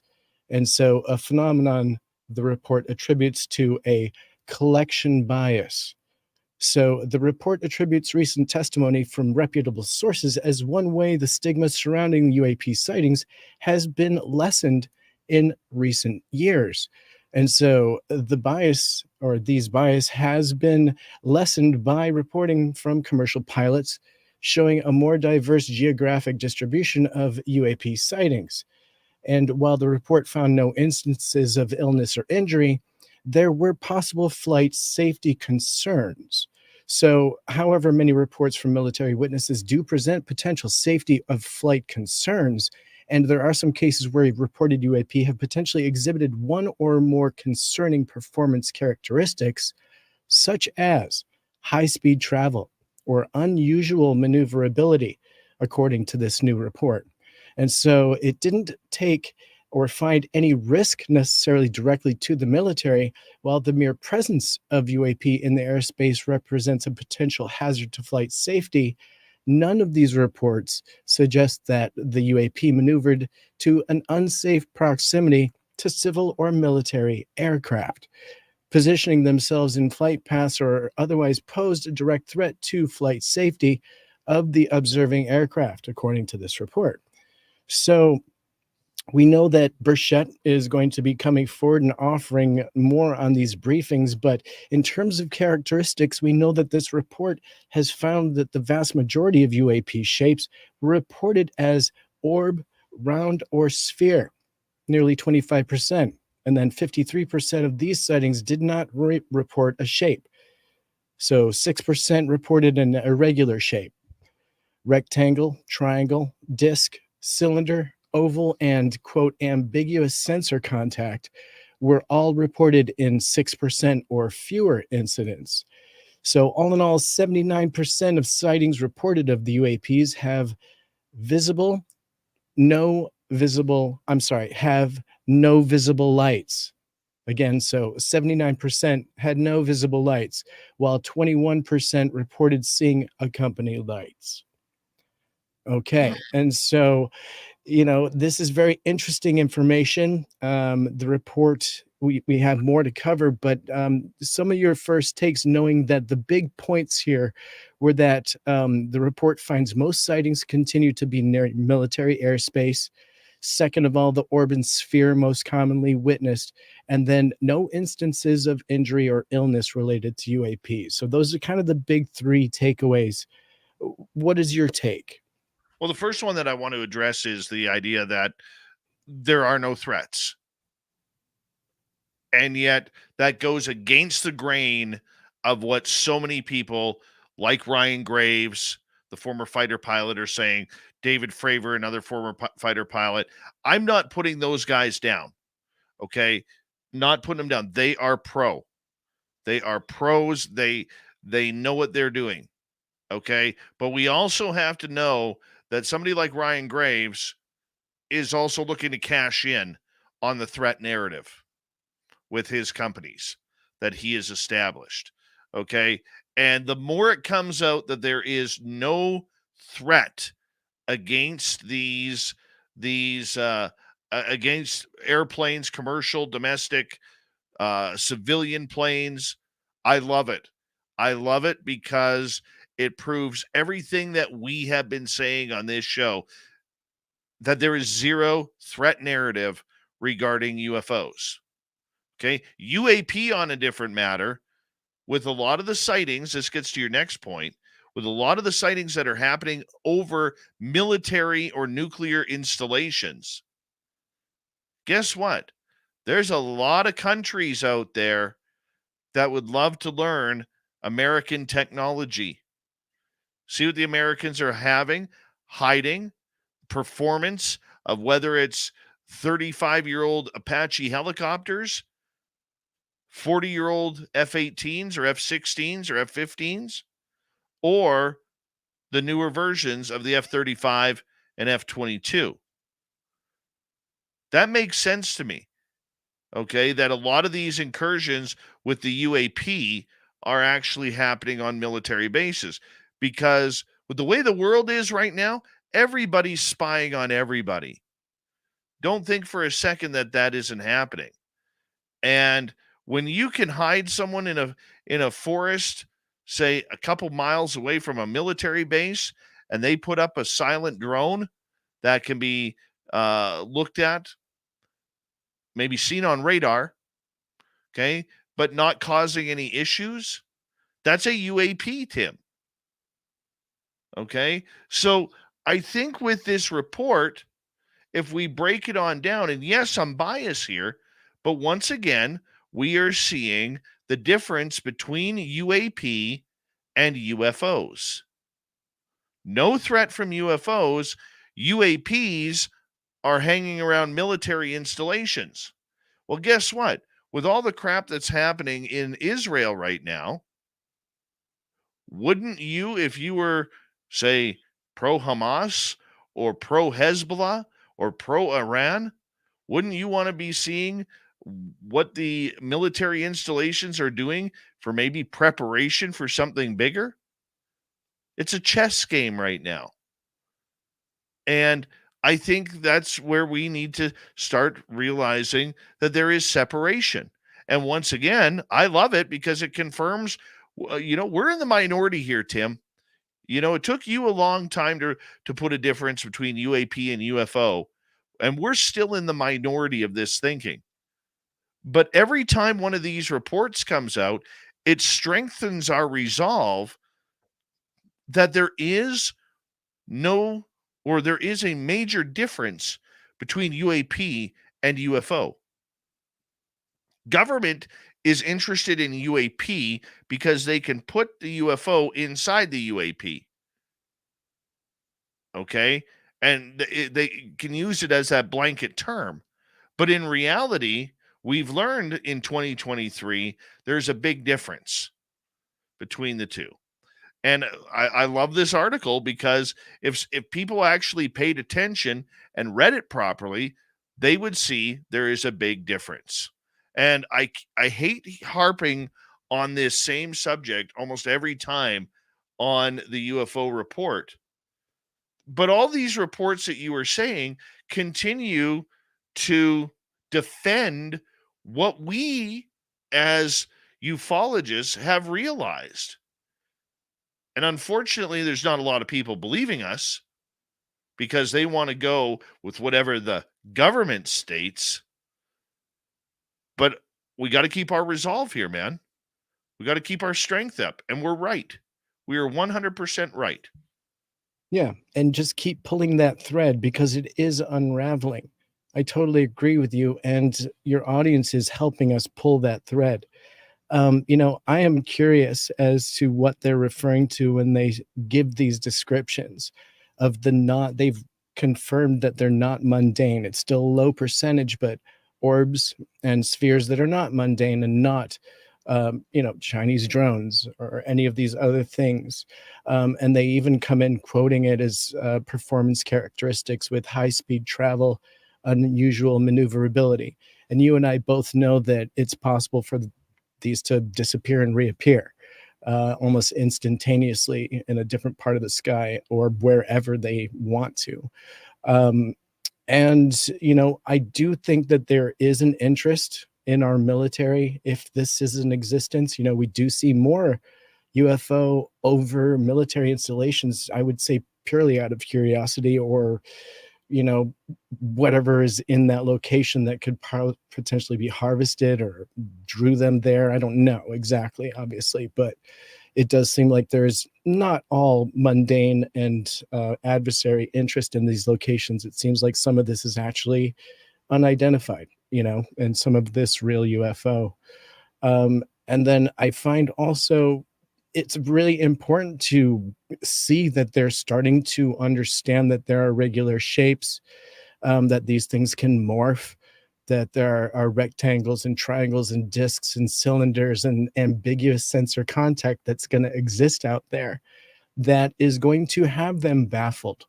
So as I kind of said to you on Wednesday, they're very much in the beginning of the learning curve. And there were some better organizations perhaps previously that already got past some of this, but we're watching the progression here with Arrow and Dr. Sean Kirkpatrick and his investigation and what he's being transparent about, at least publicly, that there is a learning curve here. And this report seems to relate that they're starting to understand maybe what UAP is and what UFO is. And you start to see those two words being distinguished. Even if it is UFO being a subcategory of UAP, so be it. They're distinguishing it. And I'm with you on that. Tim, we got to get you to hold on right there. But when we return with the UFO report on Spaced Out Radio, statement by Pentagon Press Secretary Brigadier General Pat Ryder on the annual report of unidentified flying objects. We are also going to get into UFOs threatening national security. Oh, yeah. Yep. We're going to get into it all. Lots more with little Timmy Senor, our resident Timbit, right here on the mighty SOR. Stay tuned. The final half hour of Spaced Out Radio continues right after this. Don't go away.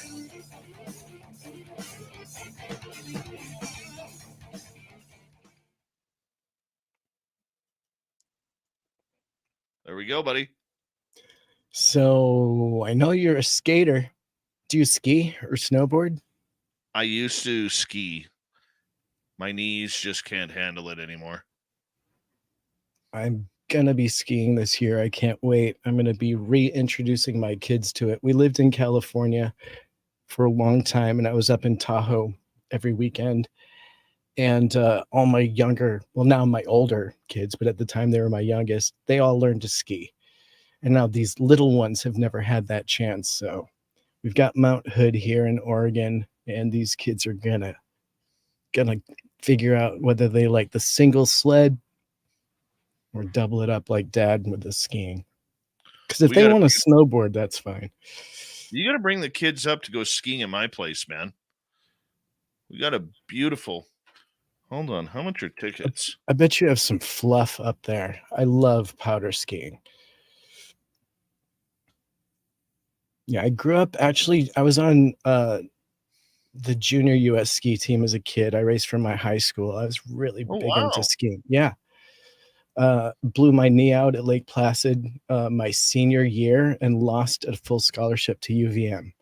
Changed my whole life in 10 seconds as I ripped my knee apart, blew off into the woods. I was going 65 miles an hour. My dad was a gatekeeper and watched me lose a ski and blow off into the woods and basically slow down my career. Lost my scholarship. It was so brutal. Ended up moving to Hawaii and learning to surf and getting therapy that way. So weird how life changes. And then I went to film school instead of psychology. Instant change on a mountain. So adults full day skiing up at the mountain in my area is $75 for a full day. That's good. Youth, that's good. For adults. Youth is 13 to 18. It's $56. Is that Canadian too? Over 45.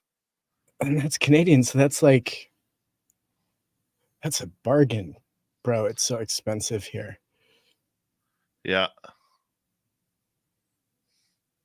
That's great. I would love to. Yeah. Yeah, that's pretty cool.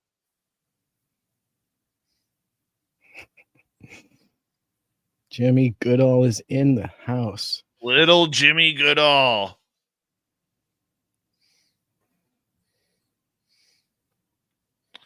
Little Jimmy Goodall.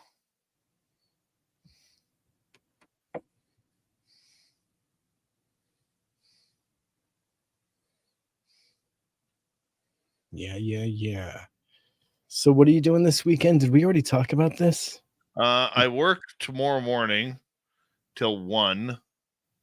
And then after 1 o'clock, I'm picking up my buddy Mark, and then we're going hunting. And right. Then I think we got a ghost tour tomorrow night. Whereabouts? Anywhere I know? Just at the museum. Sweet. The haunted museum. Extremely haunted museum. Sunday I gotta do my wood pile.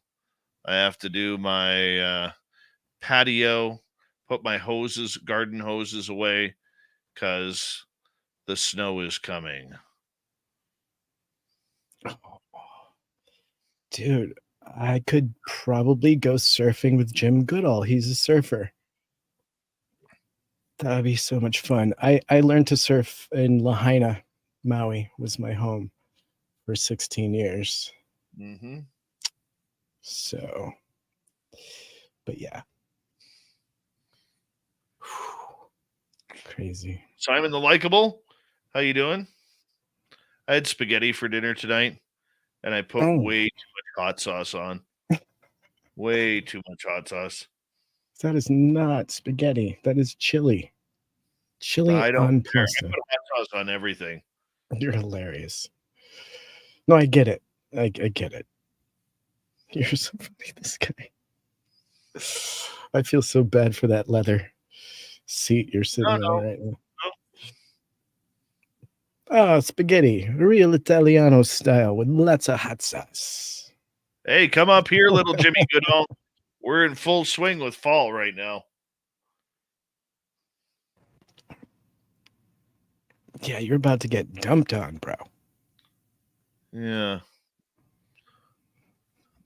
Yeah, there is spicy Italian. Van is calling me out. Yeah. Feels like it's a different kind of hot, though. It's not, I don't know.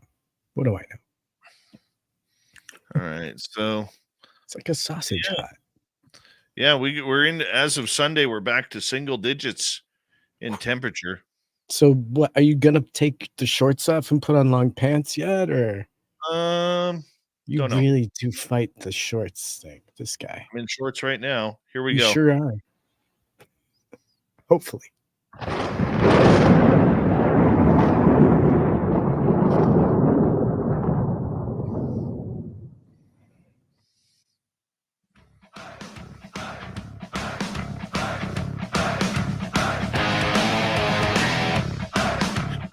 Here we go with the final half hour of Spaced Out Radio tonight. Thank you very much for tuning us in. My name is Dave Scott. Always appreciate earning your listening ears. Reminder to all of you that if you've missed most of this show or others, check out our free archives by going to youtube.com/Spaced Out Radio. Do old Davey the favor, hit that subscribe button. Our website, spacedoutradio.com. We have a plethora of features for you. Rock out to Bumblefoot, read the news wire, check out our swag as well. Follow us on Twitter at Spaced Out Radio, Instagram at Spaced Out Radio Show, and on Patreon, you can now sign up for the Space Travelers Club. All right, we head back to the UFO report with our good friend Little Timmy Senor, and a message from the press secretary at the Pentagon, Brigadier General Pat Ryder, on the annual report of UFOs, Tim. What's this about? In this statement, he says, yesterday, the Department of Defense and the Office of the Director of National Intelligence delivered to Congress the annual report on UAP, as required by the National Defense Authorization Act of fiscal year 2022. And so analyzing and understanding the potential threats posed by UAP is an ongoing collaborative effort involving many departments and agencies. And the department thanks the Office of the Director of National Intelligence, ODNI, and other contributing departments and agencies for their collaborative efforts to produce this report. The safety of our service personnel, our bases and installations, and the protection of U.S. operations security on land, in skies, seas, and space are paramount. We take reports of incursions into our designated space, land, sea, or air spaces seriously and examine each one. And so the Alden, Maine Anomaly Resolution Office, ARROW, is leading DoD's efforts in coordination with ODNI and other government agencies to document, analyze, and, when possible, resolve UAP reports using a rigorous scientific framework and data-driven approach. This year's UAP report covers UAP reports from August 31st, 2022 to April 30th, 2023, as well as any UAP report from previous time periods that were not included in an earlier report. So ARROW received a total of 291 UAP reports in this time period, consisting of 274 that occurred during this period and another 17 that occurred from 2019 to 2022, but had not been included in previous annual reports. So the total cases being reviewed is over 800 as of April 30th, 2023. So they give you information on where you can find an unclassified version of the annual report at the ARROW website and arrow.mil. So we can get into some more details here, and your first take, because this is a statement obviously coming from the press secretary, Brigadier General Pat Ryder. Your thoughts? Well, we kind of touched on this the other night too, about the new reports hitting over 800, and once again, I think that's a vague number. I'm getting tired with the statistics. Okay, because until we know and I'm going to repeat myself from the last half hour, until we know what is a UAP, what is a UFO, these numbers are skewed. Okay, are they drones? Where are they being seen? How are they being seen? Who's seeing them? Okay, what kind of technology are they using? So it's good that the reports are coming out. Let's talk positive here for a second. 800 reports over the last little bit is nothing to be ashamed of. Okay. And I'm glad that, if that's a real number, I think that's fantastic that pilots and people and personnel are finally having the strength to admit they're seeing something that they can't explain up in the sky. Once again, I think that's a good thing. We need more of that. And I love the fact that it's happening. But we don't know the difference. How many, okay, like if I see a craft right in front of me and it just vanishes, to me that's a UFO. If something's hovering there watching over my military base or traveling at 5, 6, 7, 8 miles an hour up to say 30 miles an hour, and it has a straight trajectory, to me that's a UAP. Yeah. So No, you're right. I are you up on the vagueness as well of that number? I get it. And I mean, I think the exact number is 801, which is almost more frustrating. But they are saying that up to 650 of the reports could potentially have been dragged over from 2022. For it to be such a large number. I would say that they're collectively around 801 and that they're still considering anomalous according to, some of it. And they're saying the vast majority are often benign objects such as balloons or drones, but some may be the result of America's adversaries trying to spy. And so they're obviously having to weed a lot of that out. And in our next story, obviously CNN was able to do an interview recently with Dr. Sean Kirkpatrick and stating that the U.S. is receiving dozens of UFO reports a month. And he goes on to say that they're, according to the director, he's saying that it's hundreds, if not thousands, more reports are going to be expected in their near future because they're about to open up their website to the public and allow them to start reporting directly. Now, obviously, you and I are going to talk plenty about that as that unfolds. But I think that it's important to consider that, at least from what we're seeing, they're saying here in a quote that there are some indicators that there are concerning attributes out there that is not foreign activity. And so they're saying that they're investigating those incredibly hard. And so in that exclusive with CNN, Kirkpatrick went on to say that a portion of the increase in the reports are coming from the Federal Aviation Administration. And I think that that's almost as important to note as anything else, because in the past, we had seen those kind of pushed off to the side. We'd only seen military reports. So we are seeing baby steps towards understanding where to at least find some of these reports before they start calling everything Starlink. So, we see here that about half of the reports contained enough data that they could be ruled out as mundane. But that's still heavy in that interview for him to say that still rules out half as being something that's not mundane. Now, he goes on to say that only a very small percentage of the observations have interesting signatures, such as high-speed travel and unknown morphologies.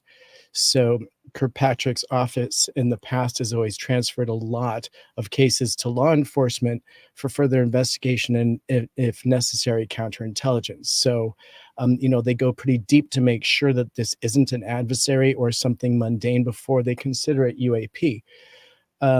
Now, we can get pretty deep into what they actually have considered here. But ever since the Biden administration established a formal office to investigate UAP reports, the subject has definitely got a lot of public attention also. And we know that our president is actually due a report. And you and I briefly talked earlier that we may have, believe it or not, a disclosure precedent ahead of us if he's, forced to report on things that are not mundane. And if he was to say any of the things that are even put here in this report, he would have to speak on UFO and things that we definitely have no clue about. So I'm pretty excited to talk a little bit further about the new submissions that are going to be coming from the public. But Dave, I've kind of spoken a lot here. I'd love to hear kind of your take at this point, because we know that Kirkpatrick can be pretty dodgy when it comes to straight shooting on this topic.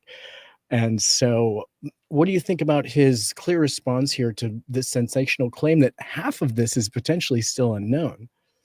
Well, first off, Sean Kirkpatrick reminds me of my former sports director, where every day was a rainy, cloudy day.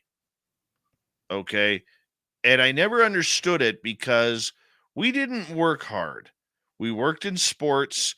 We could go to any game that we wanted via our press pass, got free golf at all golf courses.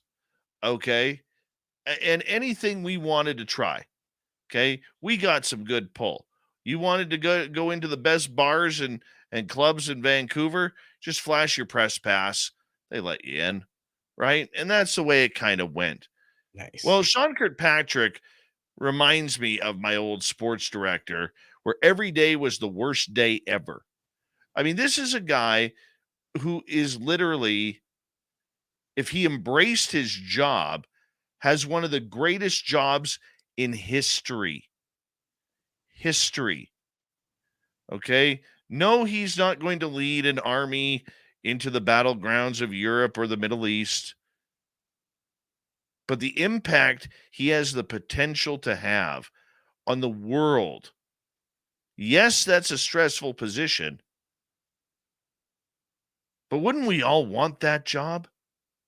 Wouldn't we all want to know every secret? He has the keys to every secret that the United States holds on UFOs, on is there life out there somewhere. He has the keys. And this is a guy who doesn't even care, like he wants the job. Now, granted, there probably is a ton of red tape that goes along with that position. And that could be very stressful as well. Okay. Especially when you have to answer to Congress, the Senate, the Joint Chiefs of Staff, other generals below you, every alphabet agency, and nobody really wants to cooperate. But when you have the keys, man, why wouldn't you want to open the door? Yeah. Why wouldn't you try, and have some fun with the position rather than look miserable and depressed and like Eeyore off of Robin, Christopher Robin and Winnie the Pooh cartoons? He knows too much. He knows too much, and he can't say any. His hands are tied. Or is he just a miserable human being? Well, we know he has a deep history of understanding physics that are outside of the box. And he understands the potential of some of these things that are moving with exceptional speed and potentials. And so he knows that those exist. He's seen the files, he's seen the footage. He just wants more of it. And there's probably not a lot of data on those because they're so hard to capture and so elusive. So it does make sense when you're looking at real UFO, man, is that impossible to capture, with any data sensor, because it just acts so bizarrely with no repetition, no predictability, and that sort of thing. And so, Grush brought up a lot of stuff, and, it was when asked to acknowledge it, Kirkpatrick himself kind of dismissed the sensational claims by saying in a quote that there's no evidence that suggests that anything extraterrestrial in nature exists, right? But he continues to say, if anybody thinks that they know where those things are, they should be coming to talk to us. And he says, that's why we've set up this entire architecture for people to securely come and give us that information. So, according to him, he's ready to hear it. I'm sure if there is a skiff available, that's the place that he can receive that if he hasn't already. We know that they're not giving us all the information, and to people that are insiders or that understand this topic well, know that this report is not full of anything interesting, really, right? But again, we're talking about the GP, the general public, and the media, and how it's handling that, and also how the government is handling this topic and how money's being spent on and around it. And so obviously the Pentagon is preparing for a flood of new reports, right? As it readies itself for 2 new portals for submissions, one for historical sightings from current or former government employees and contractors, and second for public submissions of new reports. So now this is interesting, Dave. The portal for historical sightings is set to open sometime in the next month or so. And Kirkpatrick told CNN its purpose is to validate or refute past reports of UFO, checking them against other reports and cataloging them for possible future analysis. Now, it is the opening of the public portal, still several months away, that Kirkpatrick said could flood the system with hundreds, if not thousands, of new reports coming from the public. But it's very interesting to note here that the portal for historical sightings is set. Now, how historical are we going to go, and how responsible are we going to hold them for some of those historical cases? Because if there's more than one bit of information on a sighting now, they're going to have to come up with some investigation, right? Are you interested at all in that, or do you feel like that's more smoke and mirrors? I think it's more smoke and mirrors.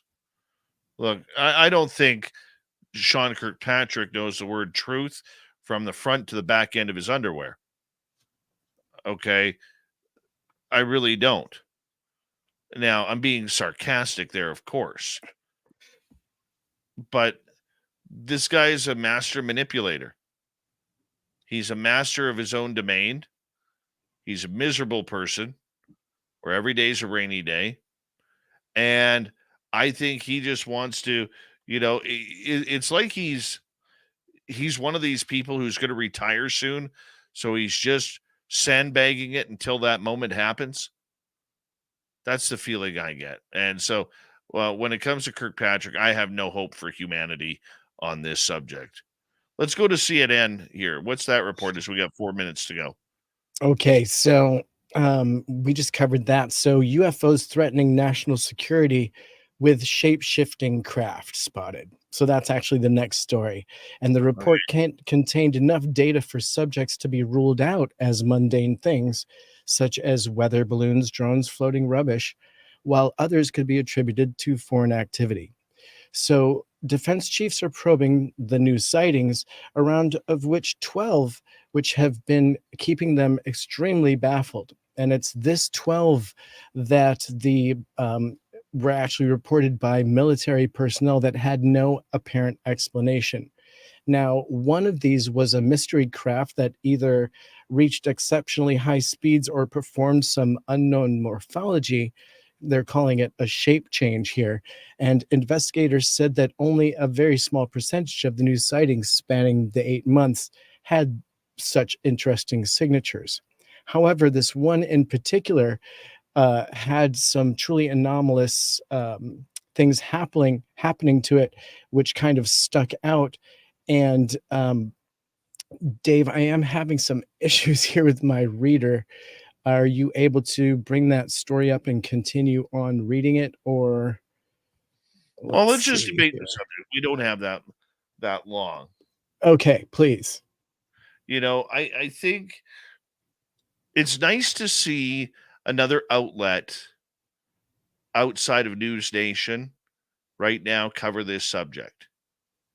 Okay. CNN has, for some reason, been behind the 8 ball of this subject for quite a while now. So I'm a little bit surprised that they came through with this article, to be absolutely blunt. I don't know how you feel about that, but for me, it was actually kind of shocking that they would even go there. Okay. And number one, but number two, once again, getting to the threat of national security, what's a UFO? What's a UAP? Right? The shape shifting. Exactly. That's interesting to me. Yeah, Right. and this case kind of did seem to stick out to them as well. And the fact is that they are concerned when they can rule out mundane things, including adversaries. And they're saying that they're hoping that the public are actually going to help them to resolve some of this with their information. And they're saying, that we have 100,000 people with cell phones who can help collect data. And so they're asking people eventually to report directly to their website. Now, the fact that they are kind of breaking into the fact that some of this stuff changes shape, it's not I guess they only had one report that was over water. So they weren't really looking into any previous reports or any that have been collected so far that were reported over water. But they definitely had this one case where it was changing shapes and morphing as they were tracking it. And so we know that they are now kind of scratching their heads, and they know that these things definitely are not ours. I feel like that's a pretty big step in itself. And they're calling it a concern for national security, I believe, because they simply do have that massive question mark over it. Do you agree?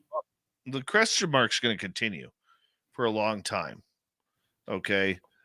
And, this goes kind of against the grain of recent articles that we've seen, Tim, where a lot of people have been stating that the UFO story is about confirmation, not about disclosure. Okay. That's been coming up quite a bit lately, too. But when you get shape-shifting things, remember, we don't know what they have at Area 51 and other places that they're testing like that. Is it ours? Is it theirs? The argument continues until that's actually admitted. Tim Senor, a great UFO report once again. Thank you so much for coming on in. Very much appreciate it. And we got Mr. Ron Bumblefoot Thal rocking in the background with Little Brother Is Watching. Bumblefoot is the official music of Spaced Out Radio, rocking us in and out of every single show. Get your horns up for the guitar god himself. Special thanks to everybody listening in at work, at home, in your cars, wherever you may be. Thank you to everyone in our chat rooms tonight.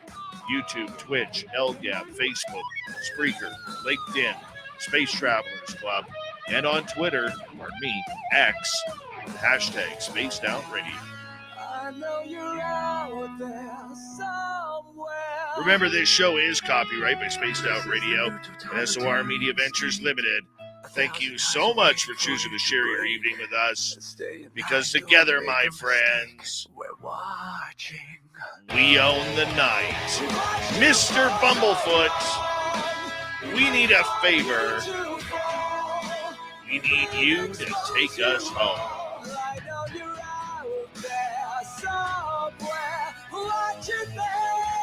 Yes, the Woo train has docked for the night. But soon, my friends, we shall ride again. Seats are always available. Your tickets never expire. And if you want to bring a friend, we've got room for them too. Good night.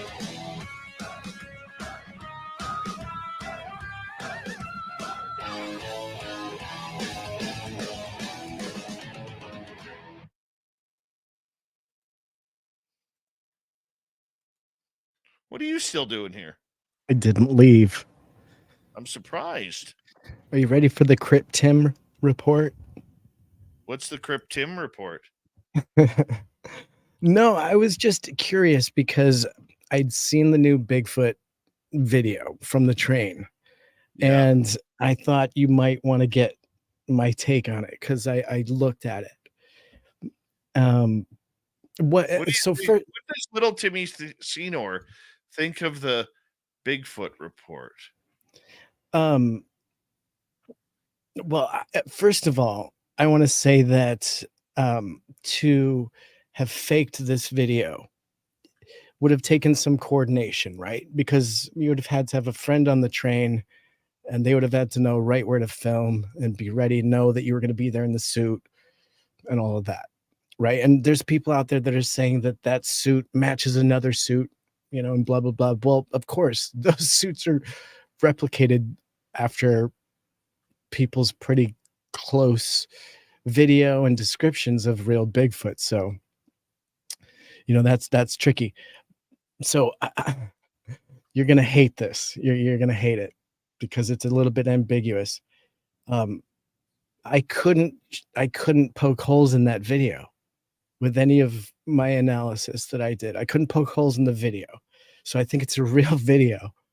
Now it would have had to be heavily coordinated, and I think it's pretty good. I think it's pretty good. Do I? You know, it's a big step to say it's real, but I can definitely say that's a real video, right? I Oh, don't it's a know real what it's video of. of a fake Sasquatch. Is that what your opinion is? A real video of a fake Dude, look at Sasquatch? the legs. Go back Too on the short video and stumpy? and look at the legs. It looks like pants. The knee bend is wrong?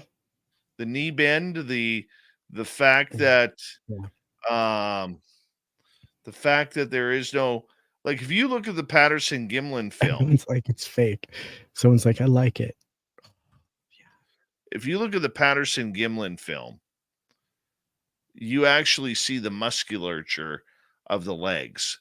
In this one, it looks like a bad pair of slacks Mm. with, that's what did it for me. I thought it was real too.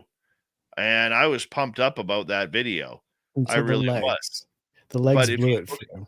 look at the legs specifically, Because the okay? shoulders and arms are pretty good, and the head looks right. You know, I agree with you. That's part of the reason why I thought it was a real deal. mhm. But the legs look like pants. So your theory is a coordinated thing. No, no. I think that somebody on the train caught a video of someone playing a hoax. Ah, someone that knew that the train goes by at a certain time, and they were like, "I'm going to do Exactly. this." Ah, okay. And apparently there's Very rumors out slacks. there that there's an RV store out there that has Sasquatch as its mascot. And every now and again they do shit like that. Oh, Dave, bummer, Yeah. bummer. I don't Yes, know. Gailey, the legs have silky hair, but if you look at the bottom of the leg, say from the knee down below to the ankle, it looks like pants.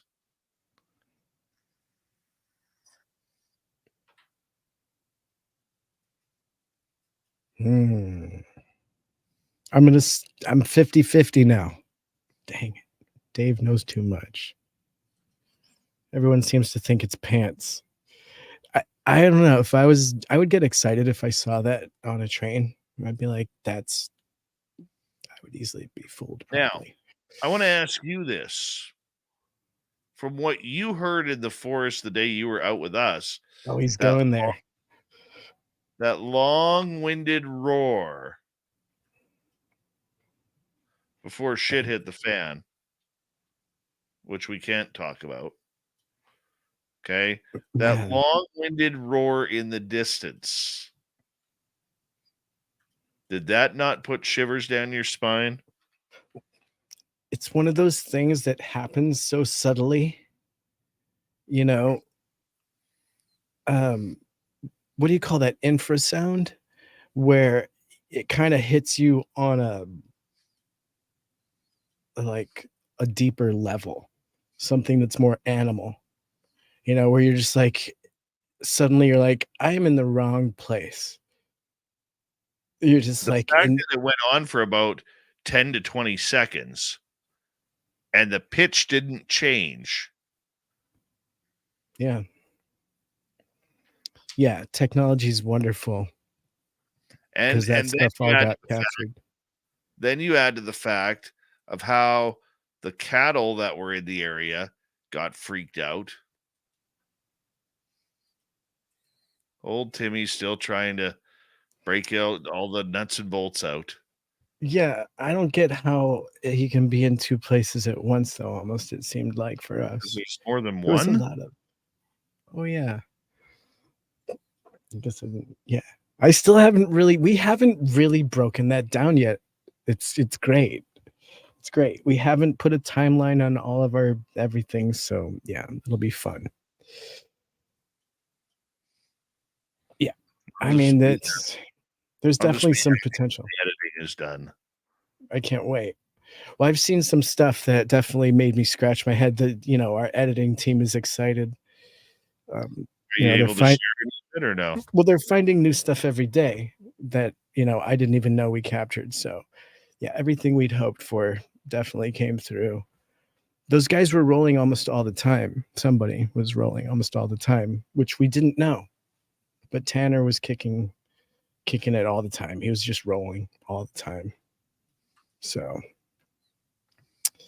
I mean, yeah, we're going to be able to tease more and more as I'm getting confirmation on what we captured. I just hate talking about stuff and then not having the backup data, right? But at this point, we know pretty clearly what happened. And it definitely seemed like more than one thing was happening all at the same time, and it happened all at once, right? It was like My nothing, question is, nothing for hours. Then all of a sudden, madness, multiple things. You don't know what to film. And then again, nothing. my question to you is, did you finally frame your soiled underwear from what happened? Ay, this guy.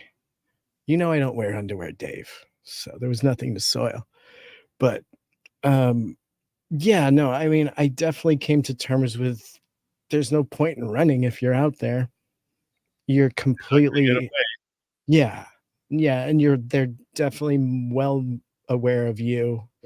And if they don't want you to know where they are, yeah, they can definitely remain. And that's why when people get a capture, I'm like, no way. Even with UFO, I'm like so skeptical. I'm like, it's got to be something else because I just know how elusive it is. And it just lasts for such a portion of a second, usually. So the capture is really rare, especially Did in you this. correct me if I'm wrong on this? Okay. Did you feel the vibration in the ground? Were Mhm. you there when we called you over Yeah. Yeah. or Yeah. called the camera crew over? Well, I thought somebody had dropped something massive, right? I think that was our biggest. It felt like something had like fallen, like a boulder had been fallen, so that was the feeling of it for sure. Skills wants to know why we can't talk about it. Oh, just because we don't know exactly what we have recorded. And so it's not, I don't like talking about stuff as an experience only. I like to have data to back it up. And so we're going to be able to present everything we're talking about, but we're also editing it into something presentable, that makes sense. And that's just taking time. Yeah. Yeah. Yeah. We want to do this right. If we're going to show you guys Bigfoot, it's not just going to be from one angle. We're going to show you everything that led up to it, all the sounds, everything that made us think it was that, and then the analysis that goes on behind it. And that just takes time. Right? Yeah. Yeah. I But it was still will fun. I still do not ever want to go back there at night. Yeah. Night. I didn't realize that because I had heard tales of up in California. Historically, there was like this place of like all this activity. I didn't realize that there were places that exist where they're just so comfortable that they're gonna, whatever that was, because obviously we don't want to say what we think it was yet because we don't know, but just so much happening at once. It's like they had confidence in that area, to like play with us or whatever they were doing. I don't know. We were being played. We were very small pawns on a giant forest chessboard. Yeah, and then day 2 was a totally different thing. which was even weirder in my opinion, because the scale of everything just, I don't know. You expect craft to be massive and suddenly it's on a different scale, right? And then you're like, how does this work? And then you're like, oh, there's more than one entity involved at once. You're like, look at the video. The videos, oh man, I hate giving teasers really, but it is exciting. I think the fact that let's just say to the public, we went out there for a paranormal cryptid experience, and other things that aren't supposed to be there showed up. we had a psychic that was totally in tune and seemed to, I don't know, like if she was predicting it or bringing it in or what, but yeah, it just seemed that, or I don't know, maybe amplified it so that we could record it. Maybe it's always there, but like having her there amplified it. I have no idea. So many theories about it, but we were actually able to capture stuff with our gear. What is your opinion of Samantha Mowat? Because she does get a lot of people out there critiquing her experiences. Yeah. She's an empath for sure. And I never really had met anyone that was like that before. She's cool because she only gives when you ask. Like she doesn't just go around predicting things, even though I'm sure she probably could. I think she's pretty legit. I mean, I have to remain skeptical because nothing's 100%. But here's the thing with Sam that I liked was that she doesn't offer stuff up unless she thinks it's like imperative that she brings it up. And to get information, you have to ask for it, and you have to be very specific with your question to get a very specific answer. I just think she's cool. Like at one point, I think I turned to Mike and I was like, is she a robot? Because she's just like a machine with it. Like you ask a question, you get an answer, and it's pretty much right on. Like, is she a robot? Like how is an android? Like she's just so kind of perfect in her analysis and her, pretty cool person. Definitely. Interesting. I mean, and the real deal. Yeah, I wouldn't even know how to test it other than kind of what we did, where she'll say something and then at the same time it's like happening. You're just like, okay, well, I'm just gonna keep filming because this is just getting strange. And then, yeah, it was neat. It was really neat, and I appreciated that introduction. And as a filmmaker, it was really cool just to sit back and kind of watch you guys organically work together. It was really cool, and everywhere you guys went as a team, I was able to just sit back and gather data with, my crew. We totally got lots of evidence, and so, yeah. You guys are a pretty cool team. It was lots of fun. And Mike also, by the way, has toys. That guy has lots of toys. So you guys are lucky to have Merle around. He's, I would call him meek, in his way, but he is totally a great filmmaker and intuitive and just knows how to get evidence. And he also he cares about a location and the people that he's coming in contact with, the spirit. He researches them and he tries to make a deep connection with. I've noticed like he cares, even if it's a ghost. That's cool. That's new to me. That was interesting to watch. You guys kind of do that. And then there's Dave, who's just like, bam, let's get this done. He's like, here's where we go, here's what exists here, and here's how we handle it.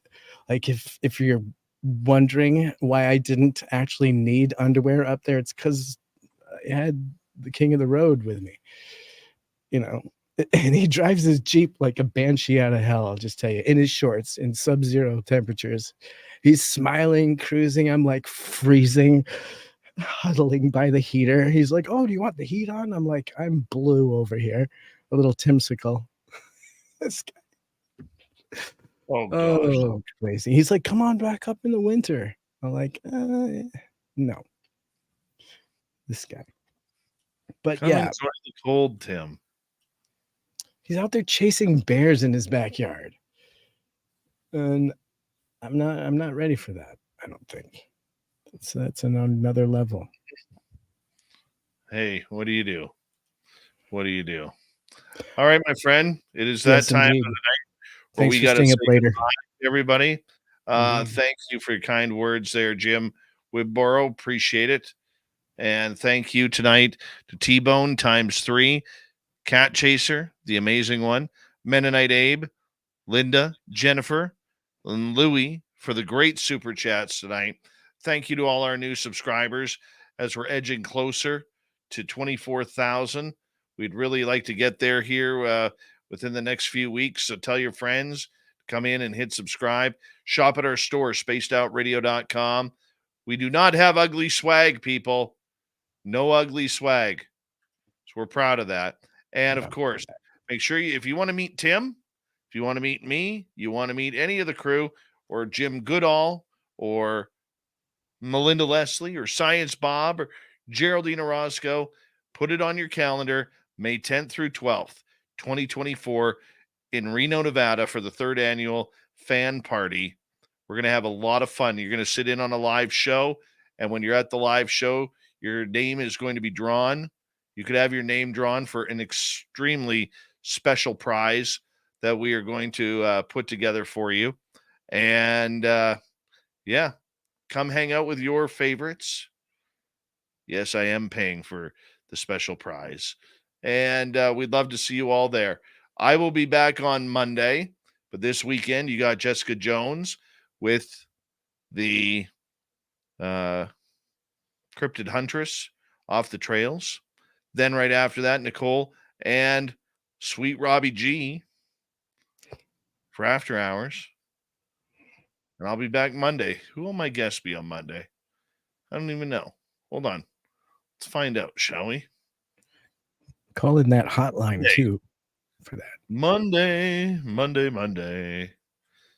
Stephen Bassett, stated disclosure. We will talk to you then, people.